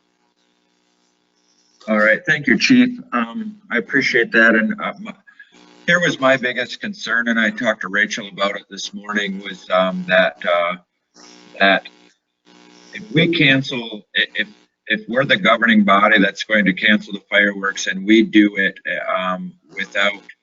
without giving the our residents and business owners the opportunity to say, hey, we think this is important enough, we want to save it. And so if we do that tonight, and some businesses read the paper tomorrow and they're like, well, hey, and I get it, I understand where the ambassadors are, and I understand where the chamber is, but has there been any type of media release or anything out to the community that says we're going to cancel the fireworks because we don't have funding? And so I really appreciate them giving us a little bit more time, because what I would like to do, what I would propose tonight, is that we work with the chamber. I don't want to put out a press release from the city without working with the chamber, because they are the fundraising force behind this. But I would like to put out some type of a press release, basically stating that we're going to cancel the fireworks as of June 1st if we don't have the funding, or something that's agreed upon between the two entities.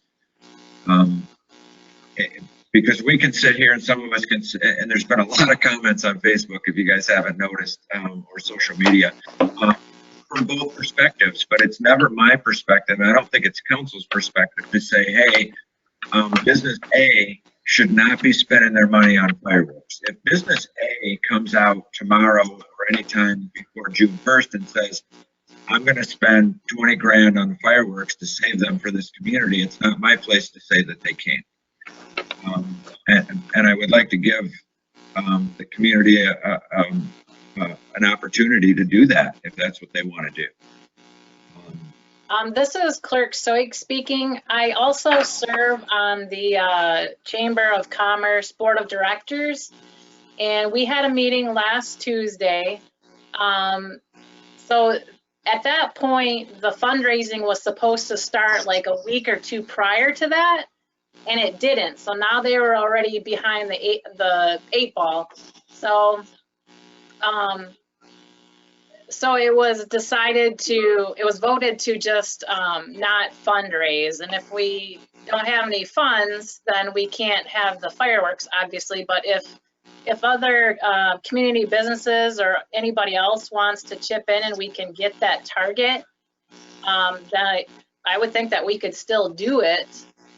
As far as a press release, Adam Paul had said that since we hold the contract with Wolverine, that it would make more sense to come from us than from the chamber.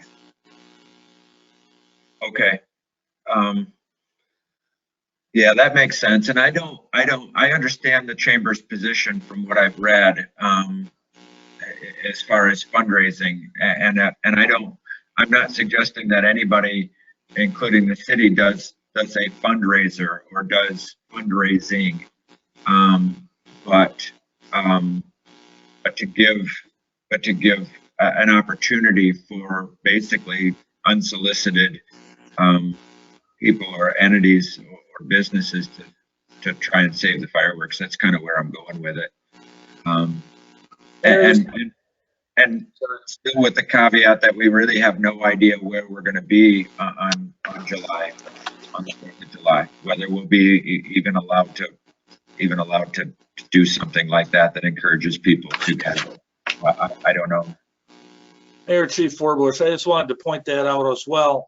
By July 4th, we really don't know what that looks like in terms of social distancing. We draw huge crowds for the show, and I hope that we would again. I also wanted to note that the show is scalable. Our contract doesn't call for 20 grand worth of fireworks, although that's what we've been doing the last few years because of the outstanding fundraising efforts. But we could do a smaller show if we chose to, whatever the funds allowed for.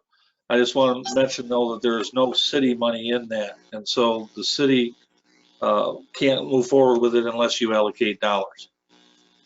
Okay. And Rich, did you have something?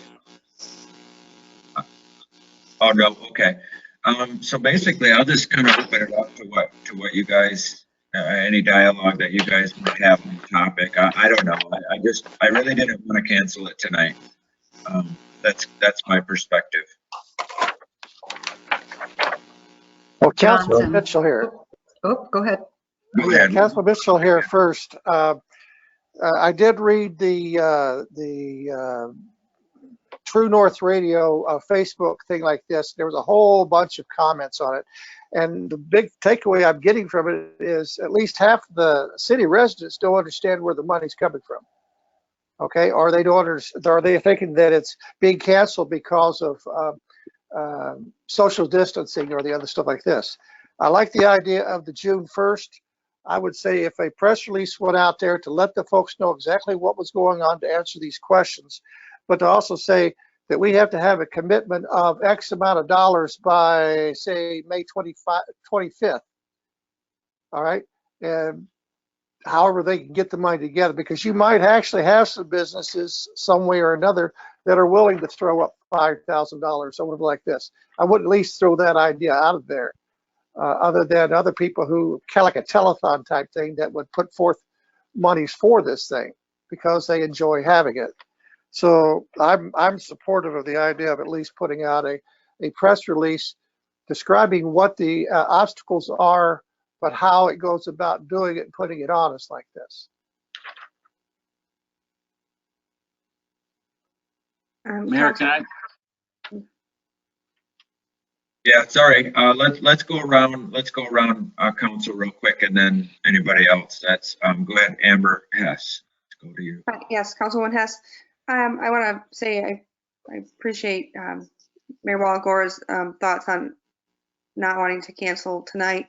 The fireworks it's almost 9 weeks away, and we know right now things are changing rapidly, but 9 weeks is a pretty long time still. And if we gave the opportunity for funds to be raised, maybe there's someone that wants to spearhead that in the community and do it online. We're seeing a lot of stuff done online right now, and people are pretty used to that. Or maybe businesses that want to step up. And I appreciate Chief Forbush reaching out and asking them if there was an option for more time before we made a decision. So, because I think that's valuable, that we have that option. And so, yeah, I'm in agreement right now with what Matt and Danny have mentioned. Okay, thank you. Mike Nowak. Councilman Nowak, yep, I guess my thoughts are with the mayors as well. As I agree with that, we should put out, because a press release for fundraising. Fundraising is one part of this, as we've all said, and we've noticed, is that there's another part, which is a social distancing. Obviously, this council doesn't ever want to put our police or our fire department or anybody else in any harm's way. But we don't know where the next 9 weeks are going to go, or what guidance we're going to get from the federal or state government, as it references to crowds. So I'm in favor of that. I think we should do a good job of explaining exactly where our funding comes from for that. But we should also explain that even if the fundraising mark is hit, but if CDC or other guidance is given that we are not to hold crowds of the size that usually gather for this, that we have to adhere to that as well. Those funds can be used for the next year. I mean, people are looking for a sign of hope. I understand that, and they'd like to see everything get back to normal. I think what we're hearing, in the current models for COVID-19 is that, it could drag on longer than our summer. So we just have to make sure that we kind of keep that in mind as well, and let everybody know that we're still gathering all that information. Okay, thanks, Cindy Johnson. Johnson here. I agree with what everyone said. I think we should give people a chance to step up. The only thing, Chief Forbush, that I see in the contract, it says that the payment is due, or a deposit is due, by the first Monday of May of each year. They're willing to waive that if it doesn't happen this year till next year? Or do we still have to pay a deposit? I'm not sure on that. I certainly would check into it first thing tomorrow, but we didn't talk about the money. We only talked about how late could we wait to decide. Okay. I'll check into it first thing in the morning. The other thing, while I have the floor just momentarily, is that I'd be more than happy to work with the manager and come up with an appropriate release tomorrow if that's council's will. Sounds good. Yes. Okay, yeah, why don't, if you'll do that, and just put in specifically a brief description on where the funding is, the fact that the city doesn't fund the fireworks, and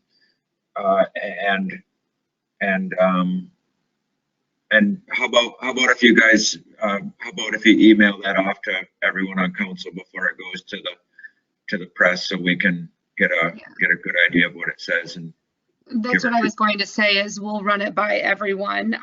So I think Chief Forbush and I could have something to you by tomorrow. Sounds good. Yep. Okay. Excellent. Thank you. If everybody's fine with that, why don't we, June 1st is before our June meeting. But why don't we, if nothing else, let's table it until our next meeting. And then we'll bring it up again on our agenda next meeting and kind of see where we're at, get an idea of where we're at. Okay. And I guess my only other thought would be to, before the letter is finalized, to get a hold of Adam Paul, just so he knows, because even though the chamber isn't going to do the fundraising, to make sure that the chamber it would still take funds and kind of run it the same way they always have, as far as how the funds are collected and then dispersed to the city and so on. So if somebody could just make a quick call to Adam to make sure that he's going to be on board with this whole thing. Will do. So right. This is Councilwoman Johnson, and I will make a motion to table the 4th of July fireworks until June 1st. Yeah. Next meeting in May.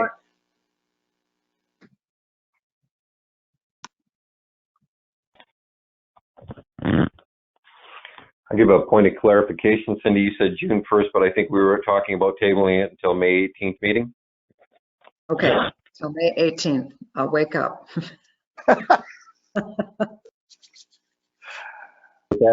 With that amendment, Councilman Nowak supports. Clerk Soik speaking. Calling the roll. Walagora. Aye. Hess. Hess, yes. Johnson. Johnson, yes. Mitchell. Mitchell, yes. And Nowak. Nowak's a yes. Motion carried. Okay, that gets us through our agenda. Councilman Nowak speaking. I move we adjourn to closed session to discuss collective bargaining agreements and consult with the city attorney in Blakemore versus the city of Alpena. Johnson, second. This is Clerk Soik speaking, taking the roll. Hess. Hess, yes. Johnson. Yes, Johnson. Mitchell. Mitchell, yes. Nowak. Nowak, yes. And Walagora. Walagora, aye. Motion carried. Okay.